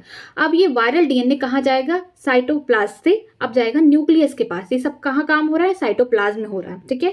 अब यहाँ न्यूक्लियस के पास जाएगा जहाँ पे होस्ट का या फिर बोल सकते हैं एनिमल सेल का यहाँ पे DNA है, ठीक है, जेनेटिक मटेरियल। अब उससे क्या करेगा, उससे अब काम कराएगा, उससे काम ये कराएगा कि जो न्यू वायरल RNA है अब इससे बनवाएगा, ठीक है, इसको इन्फेक्शन कर देगा, जिसकी वजह से अब जो ये DNA है जब RNA बनाएगा मीन्स ट्रांसक्रिप्शन करेगा। यहाँ पे क्या हुआ, रिवर्स ट्रांसक्रिप्शन हुआ। यहाँ पे ट्रांसक्रिप्शन में क्या होगा कि DNA से क्या बनेगा, वायरल RNA बनेगा, मीन्स कि अब इन्फेक्टेड RNA बनना स्टार्ट हो गए। अब ढेर सारे ऐसे ही ढेर सारे RNA के मॉलिक्यूल बन गए। अब ये RNA कहाँ जाएंगे, अब दूसरे, मीन्स कि हम बोल सकते हैं ये वायरस जाके अब दूसरे सेल को इन्फेक्ट करेंगे। ये कौन है, ये मैक्रोफेज सेल है जो मरता नहीं है। हम बोल सकते हैं ये मैक्रोफेज को HIV की फैक्ट्री है। यहाँ पे ढेर सारे क्या हो रहे, वायरसेस बनना स्टार्ट हो गए। एक ही वायरस तो इंटर गया बॉडी में एक ही वायरस गया, लेकिन धीरे धीरे क्या होता है कि वायरस अपने आप को बनाते हैं, मीन्स अपनी पॉपुलेशन बढ़ाते स्टार्ट कर देते हैं। ये वायरस क्या करेगा, अंदर आया और वायरल DNA पहले बनाएगा, रिवर्स ट्रांसक्रिप्शन किया, फिर जाके इन्फेक्ट करेगा किसको, होस्ट के DNA को, उससे काम करा के क्या बनाएगा, वायरल RNA बनाएगा, मीन्स यहाँ होगा ट्रांसक्रिप्शन, ठीक है। फिर इससे क्या होंगे, ढेर सारे वायरस पार्टिकल निकलेंगे और ये वायरस जाके किसी और सेल को इन्फेक्ट करेंगे। याद रखिए कि जो इन्फेक्टेड सेल है can survive while the virus are being replicated and release. ये सेल क्या होगा, मशीन की तरह काम करेगा, तभी इसको बोला गया है HIV फैक्ट्री। ये मरेगा नहीं, काम ऐसे ही करता रहेगा। अब देखिए ये है मॉर्फिन का स्ट्रक्चर, ये ओपियम पॉपी है, ठीक है, अफीम का। ये देखिए कैनाबिनाइड का स्ट्रक्चर है, इसमें किसका बना है, किस लीफ से बना है, कैनबिस सटाइवम। ये देखिए धतूरा है, धतूरा का काम क्या है, हेलोजिनेशन करना, ठीक है। आगे चलते हैं, आगे है माइक्रोब्स इन ह्यूमन वेलफेयर। अब माइक्रोब्स कुछ ऐसे माइक्रोब्स होते हैं जो ह्यूमन के काम आते हैं, मीन्स अच्छे माइक्रोब्स होते हैं। ये देखिए यहाँ पे बैक्टीरिया का सेल दिया गया है जो किसमें मैग्नीफाई करके देखा गया है, 1500x में 15x से माइक्रोस्कोप पे मैग्नीफाई करके देखा गया। तो ये रॉड शेप के हैं, ये क्या है, स्पेरिकल शेप के, तो हम इसको क्या बोलेंगे, बैसिलस, ठीक है, इसको बोलेंगे हम पुकस। अब आगे देखिए, ये देखिए ये वाला देखिए, एक ऐसा बैक्टीरिया जिसके पास क्या है, फ्लैजेला पाया जा रहा है, इस तरीके से, ठीक है, रॉड शेप का बैक्टीरिया, इसके पास फ्लैजेला पाया जा रहा है। इसको कितने पे मैग्नीफाई किया गया है, 15,000 पे, 50,000 पे। लेकिन आपको ये सब याद करने की जरूरत नहीं है, बस स्ट्रक्चर देखिएगा। ये देखिए एक बैक्टीरियोफेज है, एक ऐसा वायरस जो बैक्टीरिया में क्या करता है, इन्फेक्शन कॉज करता है। इसका हेड हो गया, कॉलर हो गया, ये टेल हो गया, ये प्लेट हो गया, और ये पिन क्या करेगा, यही जाके ई कोलाई या फिर कोई बैक्टीरिया हो उस पर इन्फेक्शन करेगा, उसको चिबाएगा यहाँ पे, ठीक है। ये ब्रॉन्च हो गया। ये देखिए एडेनो वायरस है, ये क्या करते हैं, रिस्पायरेटरी पाथवे में क्या करते हैं, इन्फेक्शन कॉज करते हैं ह्यूमन के। ये हो गया रॉड शेप का, हमको क्या देखने को मिल रहा है यहाँ पे, वायरस। ये किससे निकाला गया है, TMB। याद रखिए ये वायरस है और इधर वाले क्या है, सब बैक्टीरिया है, ठीक है।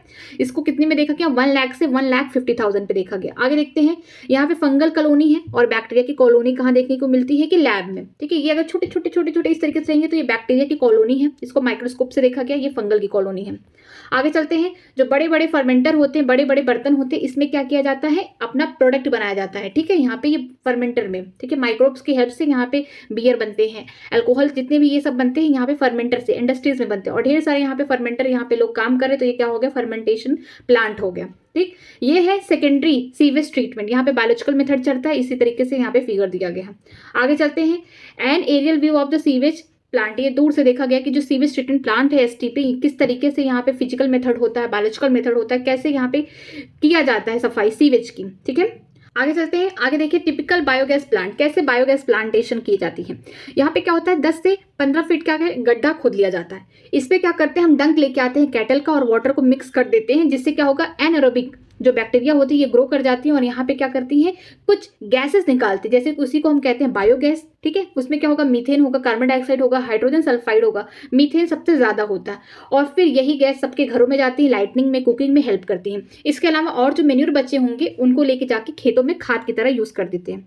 ठीक, आगे चलते हैं, बायोटेक्नोलॉजी प्रिंसिपल एंड एप्लीकेशन में, यहाँ पे देखिए किस तरीके से हम रिकॉम्बिनेंट डीएनए बनाते हैं। देखिए ये हमारा वेक्टर डीएनए है, ये फॉरेन डीएनए। वेक्टर डीएनए की हेल्प से हम क्या करते हैं, अपना जो डिजायरेबल या फॉरेन डीएनए को हम क्या करते हैं, ढेर सारा बनाते हैं। तो इको R1 जो होता है वो डीएनए को कट कहाँ से करता है, उसका जो सीक्वेंस होता है इको R1 का GAATTC, G और A के बीच में कट लगाएगा। ठीक है, जो वेक्टर डीएनए होगा उस पर भी यही सीक्वेंस प्रेजेंट होगा। हमने कौन सा एंजाइम यूज किया है यहाँ पे, इको R1, ये क्या है, रिस्ट्रिक्शन एंडोन्यूक्लियस होते हैं। ठीक है, ये अपने सीक्वेंस में ही कट करेंगे G और A के बीच में, इस बेस पेयर में, यहाँ पे भी कट हुआ, यहाँ पे भी हुआ। खास बात ये है कि जब भी हम वेक्टर डीएनए ले रहे हैं या फिर फॉरेन डीएनए ले रहे हैं तो सेम ही रिस्ट्रिक्शन एंजाइम को यूज करेंगे। इस तरीके से ये वाला पार्ट रिमूव हो गया, इधर वाला पार्ट देखिए ये रिमूव हो गया, तो ये क्या हो गया, जो इनके कॉम्प्लीमेंट्री थे रिमूव हो गए, तो स्टिकी एंड यहाँ पे जनरेट हो गया। तो अब ये स्टिकी एंड को यहाँ पे चिपकाने के लिए हमको डीएनए लाइगेज की हेल्प लेनी पड़ेगी। आगे चल के क्या बन जाएगा, फिर रिकॉम्बिनेंट डीएनए की फॉर्मेशन हो जाएगी। ये वाला डायग्राम में देखिए, ये हमारा फॉरेन डीएनए है और ये हमारा वेक्टर डीएनए या फिर हम प्लाज्मिड लिए हैं। हमने सेम रिस्ट्रिक्शन एंजाइम की हेल्प से कट कराया, किसमें, फॉरेन डीएनए में भी और वेक्टर डीएनए में भी। यही काम हमने यहीं पे भी किया था, देखिए ये देखिए। ठीक है, यहाँ पे हम ऐसे छोटे छोटे फ्रैगमेंट्स बन जाएंगे। अब यहाँ पे जो प्लाज्मिड है वो भी कट हुआ है सेम रिस्ट्रिक्शन एंजाइम से। अब हम इसको किससे जोड़ेंगे, लाइगेज की हेल्प से हम इसको जोड़ देंगे, जो हमारा फॉरेन डीएनए, किसको, प्लाज्मिड से या फिर वेक्टर से, जिससे क्या बन जाएगा, रिकॉम्बिनेंट डीएनए मॉलिक्यूल बन जाएगा। अब ये जो रिकॉम्बिनेंट डीएनए मॉलिक्यूल है इसको हम किसमें भेजेंगे, कोई ऐसा होस्ट जिसमें क्लोनिंग कैपेसिटी ज्यादा है, ठीक है, ढेर सारी कॉपी बनाता हो, तो हम क्या करेंगे, जो रिकॉम्बिनेंट डीएनए मॉलिक्यूल है इसको ट्रांसफर कर देंगे किसमें, ई कोलाई के सेल में। इसी प्रोसेस को ट्रांसफॉर्मेशन कहते हैं। अब जैसे जैसे ई कोलाई अपने आप को डिवाइड करेंगे या रिप्लिकेट करेंगे, हमारा जो फॉरेन डीएनए जो रिकॉम्बिनेंट डीएनए में जुड़ा है वो भी अपने आप को बढ़ाएगा। आगे चलते हैं, इलेक्ट्रोफोरेसिस में क्या होता है, ये जेल इलेक्ट्रोफोरेसिस में क्या होगा कि एक बड़ा सा वेल होगा, ठीक है, बाहर क्या किया जाएगा, इलेक्ट्रिसिटी यहाँ से ऐड कर दिया जाएगा। ठीक है, इसमें क्या होगा, एग्रोस जेल होगा, जो कहाँ से निकाला गया है, सीवीड है। ठीक है, यहाँ पे क्या होंगे, वेल, जो हमारा रिस्ट्रिक्शन एंजाइम है उसने डीएनए के फ्रैगमेंट छोटे छोटे कर दिया। अब उनमें से हमको चूज करना कौन सा हमारे लिए सुटेबल है। ठीक है, यहाँ पे हम करेंगे कैथोड एंड, यहाँ पे एनोड। ठीक है, ये निगेटिवली होगा, ये पॉजिटिव होगा। जैसा कि हम जानते हैं कि डीएनए हमारा निगेटिवली चार्ज है, तो वो कहाँ जाएगा, पॉजिटिव की तरफ जाएगा। ठीक है, जब हम बाहर से इलेक्ट्रिसिटी देंगे तो हमारा ये जो ढेर सारी ये जो वेल है इनमें हमने क्या डाला है, फ्रैगमेंट डाला है, किसका, डीएनए का, जिसने जो रिस्ट्रिक्शन एंजाइम जिसको कट करके रखा था। ठीक है, यहाँ पे क्या होगा, डीएनए के ढेर सारे बैंड्स बन जाएंगे। जो सबसे छोटा होगा वो बहुत जल्दी कहाँ जाएगा, एनोड की तरफ जाएगा। हम लोग एग्रोस का क्यों इस्तेमाल करते हैं, इसलिए करते हैं कि वो सीविंग इफेक्ट देता है। जिसकी साइज छोटी होगी जिस फ्रैगमेंट का डीएनए का, वो बहुत तेज मूव करते हुए कहाँ जाएगा, एनोड्स के पास जाएगा, तो फिर हम उसको चूज कर लेंगे। अब आगे चलते हैं, आगे देखिए ये कौन है, ई कोलाई का क्लोनिंग वेक्टर है, जो कि आर्टिफिशियली बना है, इसका नाम है PBR322। ये देखिए, इस ई कोलाई के पास 2 एंटीबायोटिक रेजिस्टेंट जीन है, जैसे एक टेट्रासाइक्लिन हो गया, एक हो गया एम्प्लिसिन हो गया। इसमें क्या होगा, वैम फर्स्ट हो गया, साल फर्स्ट। ठीक है, इसके अलावा एम्प्लिसिन रेजिस्टेंट में क्या होगा, PBU फर्स्ट होगा, पास्ट फर्स्ट होगा। रोप क्या करेगा, ये प्रोटीन बनाएगा रिप्लिकेशन के लिए, यहाँ पे होगा PBU। ये सब साइट है। ठीक है, ऑरिजिन ऑफ रिप्लिकेशन ये हो गया। इसके अलावा हिंद थर्ड, ठीक है, कैल फर्स्ट, इको R1 फर्स्ट है। जब भी इको R1 आएगा जो कट करेगा, ठीक है, मान लीजिए इसको अगर कट करेगा इस प्लाज्मिड को, तो इसी साइड पे आके कट करेगा, यहाँ पे कट नहीं कर सकता है। ठीक है, आगे चलते हैं कि किस तरीके से हम डीएनए जो निकाले हैं उसको हम क्या करेंगे, चिल्ड इथेनॉल की हेल्प से हम उसको प्रेसिपिटेट बाहर निकालेंगे। ठीक है, ये देखिए डीएनए है, इसमें क्या डाले, हम चिल्ड इथेनॉल डाले, जिसकी वजह से जो हम बोल सकते हैं जो फाइन थ्रेड है डीएनए का वो क्या होगा, बाहर निकल गया। ये जो निकालने वाला स्पिरिचुअल है, इसको बोलते हैं, इसको इस प्रोसेस को बोलते हैं स्पूलिंग। ठीक है, आगे चलते हैं, आगे है पीसीआर पॉलीमेरेज चेन रिएक्शन। इसमें 3 प्रोसेस होता है, जैसे मैंने एक शॉर्ट दिया था, जैसे डे की स्पेलिंग DYA होता है, लेकिन इसके लिए DAE डाई, ठीक है, इससे याद करिएगा। D for denature, A for ending, E for extension, ठीक है। डिनेचर में हमको लग रहा है कि डीएनए के स्ट्रैंड क्या होंगे, टूटेंगे, हीट दिया जा रहा है, जिसकी वजह से यहाँ पे डीएनए के स्ट्रैंड देखिए 2 सेगमेंट में हो गए, ठीक है, 2 स्ट्रैंड में हो गए। एंडिंग में क्या किया जाएगा कि प्राइमर यहाँ पे जो स्मॉल केमिकली ऑर्गेन्यूक्लियोटाइड, ये क्या करते हैं, कॉम्प्लीमेंट्री बनाएंगे, ये बाहर से हम देते हैं प्राइमर, इसको ऐड करते हैं, ठीक है। 5 to 3 प्राइम इस तरीके से ऐसे बढ़ता रहेगा, लेकिन किसकी हेल्प से होगा, टैग पॉलीमेरेज, ठीक है। इसका नाम टैग पॉलीमेरेज या फिर डीएनए पॉलीमेरेज कहा जाता है, क्योंकि ये निकाला गया है एक ऐसी बैक्टीरिया से जो कहाँ रहती है, हाई टेम्परेचर पर रहती है, जिसका नाम है थर्मस एक्विकिटस, ठीक है। ये क्या करेगी, डीऑक्सीन्यूक्लियोटाइड को जोड़ने में हेल्प करेगी। हमने प्राइमर तो लगा दिया, लेकिन ये आगे नहीं बढ़ रहा है, तभी बढ़ेगा जब हम टैग पॉलीमेरेज या फिर डीएनए पॉलीमेरेज जोड़ेंगे। यहाँ पे जब हमने ऐड किया तो ये देखिए एक्सटेंशन होना स्टार्ट हुआ, 5 to 3 प्राइम, 5 to 3 प्राइम, ठीक है। डीनेचर में क्या होगा, डीएनए 2 भाग में हो जाएंगे। एंडिंग में क्या होगा, हमने प्राइमर तो दे दिया, उसके अलावा हमको टैग पॉलीमेरेज देना पड़ेगा, जो आगे चल के क्या करेगा, दूसरा जो कॉम्प्लीमेंट्री स्टैंड है उसको बनाएगा। तो एक्सटेंशन में क्या हुआ, अब इस तरीके से डीएनए की फॉर्मेशन हो गई। 30 साइकिल में लगभग 1 बिलियन टाइम्स क्या बन जाएगा, हमारा जो भी डिजायरेबल जीन या डिजायरेबल डीएनए है बन जाएगा पीसीआर में। ओके, आगे चलते हैं। आगे दिया गया सिंपल स्टीयर टैंक बायोरिएक्टर। ये इस तरीके से बायोरिएक्टर है, यहाँ पे ये स्टेराइल एयर है, ठीक है। ये मोटर है, मोटर इस तरीके से रोटेट करा तो इसमें ब्लेड भी क्या करेंगे, रोटेट करेंगी। Acid base for the pH control होगा, अगर एसिड ज़्यादा बढ़ गया तो पीएच कंट्रोल का सिस्टम है, ऐसा नहीं है कि कोई चीज़ बहुत एसिडिक है कोई बेसिक है, ऐसा कुछ नहीं होगा। ये हो गया steam for sterilisation. Foam breaker क्यों लगा है, क्योंकि जब ये घूमेगा तो ढेर सारे फोम्स बनने स्टार्ट हो जाएंगे। जब फोम बनने स्टार्ट हो जाएंगे तो ऑक्सीजन की कमी भी हो जाएगी, जिसकी वजह से फोम हटाना पड़ेगा हमको, नहीं तो हमने इससे माइक्रोब्स वगैरह यूज़ किए हैं बायोटेक्नोलॉजी में तो उनकी डेथ हो जाएगी, ठीक है। ये है फ्लैट ब्लेडेड इम्प्लेयर, ठीक। ये हो गया हमारा, ये जो कल्चर है ब्रूथ कर रहा है, घूम रहा है इधर। आगे देखते हैं, आगे है stir tank bioreactor through which the sterile air bubbled are sparged, ठीक है। इस तरीके से टैंक है, यहाँ पे ढेर सारा क्या है, एयर है, और इसमें एयर इसलिए दिया जाता है कंटिन्यूसली कि जो हमारा माइक्रोब्स है ये जल्दी जल्दी अपना काम करे, मीन्स हमारा जो डिजायरेबल प्रोडक्ट है वो जल्दी जल्दी बने, ठीक है। Increase surface area for oxygen transfer, surface area बढ़ाते ताकि ऑक्सीजन की एबिलिटी ज़्यादा हो, ठीक है। Bubbles dramatically increase the oxygen transfer area, ये जो बबल से दिखा रहे हैं कि ढेर सारा ऑक्सीजन जा रहा है, यहाँ पे गैस इंटेनमेंट मीन्स नॉर्मल बातें की गई हैं। अब आगे देखते हैं बायोटेक्नोलॉजी के एप्लीकेशन में। ये स्ट्रक्चर देखिए, ये किसका है, कॉटन बॉलवॉर्म का, ठीक है। जो कॉटन बॉलवॉर्म है, इनमें जो पेस्ट है वो क्या करती है, ये इस बर्ड को खराब कर दी। ये तो मैच्योर कॉटन है क्या, इसके लिए क्या किया गया है कि बाहर से जीन में चेंज कर दिया गया। इसके लिए कौन सा यूज किया जाएगा, क्राई फर्स्ट AC और क्राई सेकेंड AB, ये प्रोटीन यूज किया जाता है ताकि जो ये बॉलवॉर्म है, कॉटन बॉलवॉर्म है, इनसे छुटकारा मिल पाए, ठीक है। अगर क्राई फर्स्ट AB हो तो इससे किससे छुटकारा देगा, ये होगा कॉर्न बोअर से, ठीक है। आगे चलते हैं। ये देखिए टोबैको जो प्लांट है उसके रूट में इन्फेक्शन हो जा रहा था एक निमेटोड के द्वारा, जिसका नाम था मिलेडोगाइनी इनकॉग्निटा, लेकिन एक ऐसा मैकेनिज्म स्टार्ट किया गया जिसका नाम है RNA इंटरफेरेंस, जिसकी वजह से जो रूट है जहां पे इन्फेक्शन हो रहा है रूट के पार्ट में, उसको बचाया जा सके। तो देखिए 5 दिन बाद क्या हुआ, इसको बचाया गया, ठीक। आगे चलते हैं। आगे स्ट्रक्चर दिया है maturation of the proinsulin to insulin, ठीक है। इंसुलिन का स्ट्रक्चर कैसे होता है, A हो गया, B हो गया, C तीनों चेन होते हैं, लेकिन जो C चेन होगा बीच में होगा, A और B के बीच में क्या होगा, डाइसल्फाइड लिंकेज होंगे। जब मैचुरेशन हो जाता है तो C वाला जो पेप्टाइड होगा वो फ्रीली बाहर निकल जाता है, उसका काम खत्म हो जाता है। A और B के बीच में क्या होगा, पेप्टाइड लिंकेज होंगे, ठीक है। आगे चलते हैं। आगे हम देखेंगे ऑर्गेनिज्म एंड पॉपुलेशन में expanding stable declining age pyramid है, ठीक है। एज पिरामिड में क्या होगा, चाहे मेल हो चाहे फीमेल हो, इनका रेशियो नहीं डिफाइंड है, बस हमको ये पता चलता है कि ये पॉपुलेशन बढ़ेगी कि घटेगी कि स्टेबलाइज रहेगी। जैसे प्री रिप्रोडक्टिव है, पोस्ट रिप्रोडक्टिव है। अगर प्री रिप्रोडक्टिव वाले ज्यादा होंगे पोस्ट रिप्रोडक्टिव से तो एक्सपेंडिंग हो रहा है, मीन्स पॉपुलेशन बढ़ रहा है, इसका शेप जो होगा ट्रायंगुलर शेप पिरामिड होगा, ठीक है। अगर प्री रिप्रोडक्टिव और पोस्ट रिप्रोडक्टिव से ज्यादा तो है लेकिन रिप्रोडक्टिव के बराबर है प्री रिप्रोडक्टिव, तो स्टेबलाइजिंग होगा, तो यही बेल शेप का यहाँ पे पिरामिड देखने को मिलेगा, ठीक है। अब देखिए यहाँ पे प्री रिप्रोडक्टिव कम है किससे, पोस्ट रिप्रोडक्टिव से, जिससे क्या होगा, आगे पॉपुलेशन नहीं ज्यादा बढ़ेगी, तो ये डिक्लाइनिंग है, ये इनमें होगा अनशेप या फिर बोल सकते हैं स्पेंडल शेप का पिरामिड देखने को मिलेगा। आगे चलते हैं। पॉपुलेशन डेंसिटी किस कारण से बढ़ सकती है, जैसे कि नेटलिटी बर्थ रेट ज्यादा हो रहा है तो पॉपुलेशन डेंसिटी बढ़ेगी। इमाइग्रेशन, कहीं और से लोग आ रहे हैं इनवर्ड, तो यहाँ पे पॉपुलेशन डेंसिटी बढ़ेगी। अब कम कैसे होगी, जैसे कि मोर्टेलिटी मीन्स डेथ रेट ज्यादा है तो ये क्या हो जाएगा, निगेटिव, कम लोग हो रहे हैं ना पॉपुलेशन से। इमाइग्रेशन की यहाँ से कुछ लोग शिफ्ट होकर कहीं और चले गए, इससे भी क्या होगा, पॉपुलेशन डेंसिटी कम होगी। आगे देखते हैं पॉपुलेशन डेंसिटी एंड टाइम के साथ ग्राफ। ये जो ग्राफ है ये दिखाएगा हमको एक्सपोनेंशियल ग्रोथ का, ये वाला जो होगा लॉगरिथमिक ग्रोथ का होगा। एक्सपोनेंशियल ग्रोथ में क्या होगा कि रिसोर्सेज अनलिमिटेड है, जो पॉपुलेशन है उसके पास क्या है, अनलिमिटेड रिसोर्सेज, वो अपने आप को क्या कर रहा है, एक शॉर्ट टाइम पे अपनी पॉपुलेशन बढ़ा दे रहा है। तो dn/dt is equal to RN, R यहाँ पे क्या है, इंक्रीज इन इंट्रेंसिक रेट बोल सकते हैं यहाँ पे, ठीक है। इसमें क्या होगा कि birth rate minus death rate होता है, आर की वैल्यू, ठीक है। और इस वाले ग्राफ में देखिए ये जो ग्राफ होगा इसको याद रखिएगा कि जे शेप की तरह है, लेकिन ये वाला जो है सिग्मॉइड ग्राफ है, लॉगिस्टिक है, हम बोल सकते हैं मोस्ट रियलिस्टिक ग्राफ है। क्यों? क्योंकि रिसोर्सेज किसी भी पॉपुलेशन के पास अनलिमिटेड नहीं होते हैं, ठीक है, कुछ टाइम के लिए होते हैं लेकिन जीवन भर के लिए नहीं होंगे। तो जब रिसोर्सेज लिमिटेड है तो पॉपुलेशन कैसे ग्रो करेगी, पहले धीरे से, फिर इसके बाद बढ़ेगी, फिर कम हो जाएगी, फिर एक टाइम पे क्या हो जाएगी, स्टेबलाइज्ड हो जाएगी, इससे ज़्यादा नहीं बढ़ सकती पॉपुलेशन की डेंसिटी। तो इसका जो ग्राफ होगा सिग्मॉइड होगा, इसका जे शेप का होगा, इसका जो फॉर्मूला है dn/dt RN k minus n upon k। के क्या है यहाँ पे, कैरिंग कैपेसिटी है, ठीक है। अब आगे चलते हैं, आगे है म्यूचुअलिज्म, मीन्स जब दो स्पीसीज को फायदा हो रहा है एक साथ रह के तो म्यूचुअलिज्म हो गया।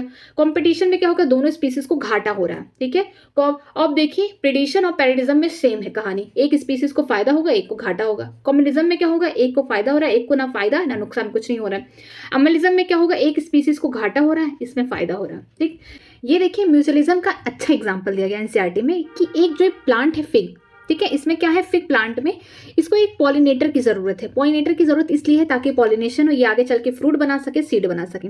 लेकिन जो वास्प है ये क्या करेगा, इसका पॉलिनेशन तो कर दिया लेकिन इसको जगह चाहिए कि अपना जो एग है उसको ले कर सके। तो ये क्या करेगा, पॉलिनेशन तो कर दिया लेकिन जो ये फिग प्लांट है इसको क्या करेगा, अपनी जगह देगा। कहाँ पे देगा, ओवरी की जो लोक्यूल है, जो कैविटी, वहाँ पे जगह देगा ताकि जो वास्प है ये अपने एग दे सके, ठीक है। इसके अलावा एक काम ये और करता है कि जब फ्रूट बनता है साथ में सीड भी धीरे धीरे क्या करते हैं, ग्रो करते हैं। तो जो लार्वा से जब बच्चे निकलेंगे, जो एग से जो बच्चे निकलेंगे उनको तो न्यूट्रिशन चाहिए ना, तो ये जो फिग प्लांट है अपना सीड कुछ उस लार्वा को देता है ताकि उसका क्या हो सके, डेवलपमेंट हो सके। तो जो ये वास्प है ये क्या कर रहा है, पॉलिनेशन कर रहा है, इसका प्लांट का फायदा हो गया। इसके अलावा प्लांट अपने कैविटी मीन्स अपने जो लोक्यूल है या फिर बोल सकते ओवेरियन कैविटी में इस वास्प को क्या दे रहा है, जगह दे रहा है ताकि ये क्या कर सके, अपना एग ले कर सके, ठीक है, एग ले कर सके, जिससे क्या हो सके कि जो इसके लार्वा है वो डेवलप कर सके, उनको जगह चाहिए। तो डेवलपिंग लार्वा के लिए क्या देते हैं, सीड देते हैं अपना। आगे चलते हैं, आगे है ये पी पॉलिनेटेड ऑर्किड प्लांट। ये पी पॉलिनेटेड ऑर्किड है जो कि मेडेरियन, हम बोल सकते हैं मेडेरियन ऑर्किड की कहानी है कि जो उसका एक पेटल होता है ना वो बी की जैसा होता है, फीमेल बी की तरह। क्यों? क्योंकि जो बी होते हैं यहाँ पे ये क्या करते हैं, उस पत्ती को देखते तो सोचते हैं कि हमारी जो फीमेल है वो वहाँ है, तो उसके साथ क्या करने लगते हैं, सीडो कॉपुलेशन करने लगते हैं, जिसकी वजह से क्या होता है कि जो बी होते हैं इनके ऊपर क्या हो जाते हैं, ढेर सारे पॉलन ग्रेन चिपक जाएंगे। जब अगली बार किसी और ऑर्किड फ्लावर के पास जाएंगे तो वहाँ पे पॉलिनेशन कर देंगे या फिर इसी में पॉलिनेशन कर देंगे, ठीक। आगे चलते हैं इकोसिस्टम में। इकोसिस्टम में देखिए एक प्लांट है, ग्रो किया, उसकी पत्ती झड़ गई, ठीक है। इसमें क्या ऑर्गेनिक मैटर है, अब ऑर्गेनिक मैटर है कुछ इंसेक्ट खाएंगे, ठीक है, या फिर आगे चल के थोड़ा सा क्या होगा, डिकेइंग होगा, किसकी हेल्प से होगा, ये होंगे फंगस और जो भी बैक्टीरिया प्रेजेंट है सॉइल में क्या करेंगे, इसको डिके करेंगे और जो इनका ऑर्गेनिक मैटर उसको ब्रेक डाउन कर देंगे सिंपल इनऑर्गेनिक मैटर में, फिर से वो सॉइल में आ जाएगा। फिर से जब प्लांट की रूट्स तो सॉइल में ही है तो उससे क्या लेंगे, अपने इनऑर्गेनिक मटेरियल ले लेंगे, ठीक है। आगे चलते हैं, producer, primary consumer, secondary, tertiary. ये क्या है, फर्स्ट ट्रॉपिक लेवल में कौन होंगे, प्लांट होंगे जो खाना बनाएंगे। चाहे किसी भी इकोसिस्टम की कहानी है कि पहले में कौन आएंगे, फर्स्ट ट्रॉपिक लेवल में प्रोड्यूसर आएंगे। जैसे फाइटोप्लैंक्टन हो गए, ग्रासेस हो गए और ट्री हो गए। प्राइमरी कंज्यूमर कौन होंगे, जो हर्बीवोर्स होंगे, ठीक है, वो कहाँ पे आएंगे, सेकेंड ट्रॉपिक लेवल में, जो प्लैंक्टन, ग्रास होपर, काउ हो गए। ये देखिए थर्ड ट्रॉपिक लेवल में कौन आएंगे, कार्निवोर्स आएंगे या फिर हम बोल सकते हैं सेकेंडरी कंज्यूमर, बर्ड्स हो गई, फिशेस हो गए, वुल्फ हो गए, ठीक है। फोर्थ ट्रॉपिक लेवल में हम टॉप कार्निवोर्स बोल सकते हैं या फिर टर्सरी कंज्यूमर बोल सकते हैं, जो मैन और लायन। सबसे खास बात ये रहेगी कि फर्स्ट ट्रॉपिक लेवल में हमेशा प्लांट आएंगे, सेकंड ट्रॉपिक लेवल में हमेशा हर्बीवोर्स आएंगे, ठीक है। आगे चलते हैं कि किस तरीके से एनर्जी मिलती है सन से डिफरेंट ट्रॉपिक लेवल पे। देखिए यहाँ पे सन से गया हीट, कुछ चला गया, प्लांट ग्रो करेंगे। प्लांट अपना रिस्पायरेशन लॉस करने के बाद जो भी अपना ऑर्गेनिक मैटर बनाए हैं उनको कौन खाएगा, हर्बीवोर्स खाएंगे जो सेकेंडरी ट्रॉपिक लेवल में है, ठीक है, प्राइमरी कंज्यूमर। फिर थर्ड ट्रॉपिक लेवल में जो है वो सेकेंडरी कंज्यूमर है, कार्निवोर्स खाएंगे। फिर फोर्थ ट्रॉपिक लेवल, इस तरीके से एनर्जी क्या होगा, फ्लो होता रहेगा, ठीक है। आगे चलते हैं, पिरामिड देखते हैं, pyramid of number in grassland ecosystem, ठीक है। हम ग्रासलैंड इकोसिस्टम में पिरामिड्स देख रहे हैं नंबर पे, तीन तरीके के देख सकते हैं, नंबर, बायोमास एंड एनर्जी। अब देखिए ग्रासलैंड में हम क्या देख रहे हैं, नंबर के हिसाब से पिरामिड। तो पहला क्या होगा, फर्स्ट ट्रॉपिक लेवल में प्रोड्यूसर होंगे, सेकंड में कौन होंगे, प्राइमरी कंज्यूमर होंगे, ठीक है, थर्ड ट्रॉपिक लेवल में सेकेंडरी कंज्यूमर और फोर्थ में टर्शरी कंज्यूमर। यहाँ प्लांट अप्रॉक्स मिलियन प्लांट है लगभग, खाना तो बहुत ढेर सारा बनेगा, लेकिन इनके जो प्राइमरी कंज्यूमर है कम है, इनके जो सेकेंडरी कंज्यूमर है और कम है, और टर्शरी और कम है। तो ये हमको क्या दिख रहा है, अपराइट दिख रहा है पिरामिड। नेक्स्ट चलते हैं बायोमास के अकॉर्डिंग, ठीक है। ये जो होंगे प्लांट यहाँ पे ज्यादा होंगे, इसके बाद यहाँ पे primary consumer, secondary consumer, tertiary, इनका जो बायोमास एकदम कम है, ठीक है। तो ये भी क्या है, हमें अपराइट दिखा। अब देखते हैं inverted pyramid of biomass standing crop of phytoplankton support a large standing crop of जूप्लैंक्टन, ठीक है। ये मत सोच लेना कि ये फाइटोप्लैंक्टन होगा, नहीं, हमेशा जो फर्स्ट ट्रॉपिक लेवल होगा वही बताएगा कि वो प्लांट मीन्स फाइटोप्लैंक्टन होंगे या फिर प्रोड्यूसर होंगे, ठीक है। तो ये कौन होगा, ये फाइटोप्लैंक्टन होंगे, इनके ऊपर जूप्लैंक्टन। यहाँ पे आपको इन्वर्टेड देखने को मिल रहा है कि मीन्स थोड़े से हम बोल सकते बहुत कम बायोमास के यहाँ पे फाइटोप्लैंक्टन बहुत बड़ी बड़ी फिशेस को या बहुत ज्यादा बायोमास के जो प्लैंक्टन को फीड कर रहा है, उनको खाना दे रहा है। तो ये क्या है, इन्वर्टेड है। आगे चलते हैं, हम पिरामिड ऑफ एनर्जी को आइडियल इसलिए मानते हैं कि चाहे कोई भी इकोसिस्टम हो उसमें क्या होगा, आपको अपराइट ही मिलेगा। लेकिन यहाँ पे देखिए ग्रासलैंड तो अपराइट है नंबर में, लेकिन बायोमास में क्या हुआ कि हमको जो एक्वेटिक वाले हैं उनमें हमको इकोसिस्टम में क्या देखने को मिला कि जो बायोमास की पिरामिड है वो इन्वर्टेड है। लेकिन जो हम बोल सकते हैं जो एनर्जी है, चाहे वो ग्रासलैंड हो, फॉरेस्ट हो, चाहे एक्वेटिक कोई भी इकोसिस्टम हो, वहां पे क्या होगा, अपराइट होगा। मीन सबसे ज्यादा एनर्जी किसके पास होगी, प्रोड्यूसर के पास होगी, उसका 10% जाएगा प्राइमरी कंज्यूमर के पास, फिर उसका 10% सेकेंडरी और फिर टर्शरी के पास, इस तरीके से जाएगा, ठीक है। आगे देखते हैं बायोडाइवर्सिटी एंड कंजर्वेशन, लास्ट है। इनवर्टिब्रेट का इस तरीके से पाई चार्ट दिया गया है। तो सबसे ज्यादा इंसेक्ट है, फिर अदर एनिमल है, फिर है मोलस्कस, फिर क्रस्टियन। इसके लिए एक शॉर्ट ट्रिक है, इंसेक्ट आओ मुझे चबाने, इंसेक्ट आओ मुझे चबाने। सबसे ज्यादा कौन है, इंसेक्ट्स है। इसके बाद है अदर एनिमल, ठीक है, इन्वर्टिब्रेट्स में, फिर मलस्कस है, फिर क्रस्टियंस है। स्पीसीज का ये पूरा पाई चार्ट दिया गया है। वर्टिब्रेट्स में सबसे ज्यादा कौन है, फिश है। फिर इसके बाद आपको देखने को मिलेगा कौन, बर्ड्स देखने को मिलेंगे, ठीक है। इसके बाद इसमें देखने को मिलेंगे रेप्टाइल, फिर एम्फीबियन, फिर मैमल। अब इसके लिए एक ट्रिक है कि एफबी पे कौन है, राम है, ठीक है। एफबी पे कौन है, राम है। मीन्स फेसबुक कोई लड़का है राम, वो फेसबुक पे है, ठीक है। तो इससे याद रखिएगा, सबसे ज्यादा फिश है, फिर बर्ड है, फिर इसके बाद रेप्टाइल हो गया, फिर एम्फीबियन हो गया, फिर मैमल हो गया। यहाँ पे जो फिश की स्पीसीज है वो मैमल, बर्ड्स, रेप्टाइल और एम्फीबियन की स्पीसीज का सम कर देंगे उसके बराबर है। आगे देखते हैं प्लांट्स में सबसे ज्यादा एंजियोस्पर्म होंगे, फिर जाके फंजाई होंगे। लेकिन एनसीईआरटी में ये दिया है कि टोटल वर्ल्ड में फंजाई की जो स्पीसीज है वो ज्यादा है, किससे, अगर हम सम कर देंगे फिशेस का, मैमल का, एम्फीबियन और रेप्टाइल, इन चारों का अगर हम स्पीसीज का सम कर देंगे उससे ज्यादा फंजाई के हम बोल सकते हैं स्पीसीज पाए जाते हैं पूरे वर्ल्ड में, ठीक है। फिर इसके बाद एंजियोस्पर्म, फंजाई, इसके बाद एल्गी होंगे, फिर मॉसेस होंगे, फिर फर्न एंड एलिस होंगे एंड लाइकेन होंगे। एंड लास्ट क्या है, देखिए स्पीसीज रिचनेस और एरिया का एक ग्राफ दिया गया है, ठीक है। इसमें रिलेशन देखा गया है कि एक जर्मन के हम बोल सकते हैं नेचुरलिस्ट थे और जियोग्राफर थे जिनका नाम था अलेक्जेंडर वॉन बोल्ट। उन्होंने क्या किया कि फॉरेस्ट में गए साउथ अमेरिका की, वो जिस तरीके से एरिया में बढ़ते जा रहे थे उनको स्पीसीज की डाइवर्सिटी ज्यादा देखने को मिली, लेकिन अप टू लिमिट, एक लिमिट थी। ऐसा नहीं है कि पूरा फॉरेस्ट घूम लिए तो उनको बहुत ज्यादा देखने को मिली, कुछ जगह तक। तो यहाँ पे क्या हुआ, धीरे धीरे वो बढ़ते गए, एक टाइम तक क्या हुआ, बहुत ज्यादा स्पीसीज की डाइवर्सिटी उन्होंने देख लिया, बट यहाँ तक लिमिट लग गई, एरिया बढ़ा रहे, इसके बाद भी स्पीसीज की डाइवर्सिटी नहीं बढ़ रही है। तो यहाँ पे क्या देखने को मिलेगा, ग्राफ कैसा है, रेक्टेंगुलर हाइपरबोला, कि एरिया बढ़ाने से स्पीसीज की डाइवर्सिटी क्या हो रही है, रिचनेस क्या हो रही है, बढ़ रही है। यहाँ पे उन्होंने इक्वेशन दिया है S = C⁴Z। S क्या है, स्पीसीज हो गया, C क्या है, ये वाई इंटरसेप्ट जो कट लगा है वाई इंटरसेप्ट का वो है, ए क्या है एरिया, जेड क्या होगा, स्लोप ऑफ द लाइन। अगर हम लॉग स्केल पे हम इसको रिप्रेजेंट करेंगे तो स्ट्रेट लाइन आएगा, लेकिन ऐसे नॉर्मली देखेंगे तो इसका सेट क्या है, रेक्टेंगुलर हाइपरबोला। तो यहाँ पे क्या होगा, log S, ठीक है, ये log C हो गया, Z आगे आ जाएगा प्लस करके log A। इस तरीके से हम लोग का पूरा कंप्लीट बायोलॉजी क्लास 12 का कंप्लीट हो गया डायग्राम के साथ। अगर कहीं भी आपको डाउट है किसी भी डायग्राम में या किसी भी फ्लो चार्ट में तो प्लीज़ मुझे कमेंट सेक्शन में कमेंट करिएगा, मैं उसका रिप्लाई करूंगी। इसका पीपीटी आपको मेरे टेलीग्राम चैनल पे मिल जाएगा। मेरा टेलीग्राम चैनल ज्वाइन करने के लिए वीडियो के डिस्क्रिप्शन बॉक्स में लिंक दिया गया, आप वहां से ज्वाइन कर सकते हैं। आपको ये पीपीटी वहां मिल जाएगी, नहीं तो आपके पास एनसीईआरटी बुक है, आप उससे पढ़िए। वीडियो अच्छी लगे तो प्लीज़ लाइक करिएगा, चैनल को सब्सक्राइब करिएगा, हो सके अपने फ्रेंड्स को भी शेयर करिएगा। Thank you very much. आज की क्लास अगर अच्छी लगे तो please like and subscribe my channel new academy, और मेरा टेलीग्राम का लिंक डिस्क्रिप्शन बॉक्स में है, तो आप वहाँ पे जाके ज्वाइन कर सकते हैं, और जितने भी ये PDF हैं, शॉर्ट नोट्स हैं, वहाँ पे आपको मिलेंगे। Thank you.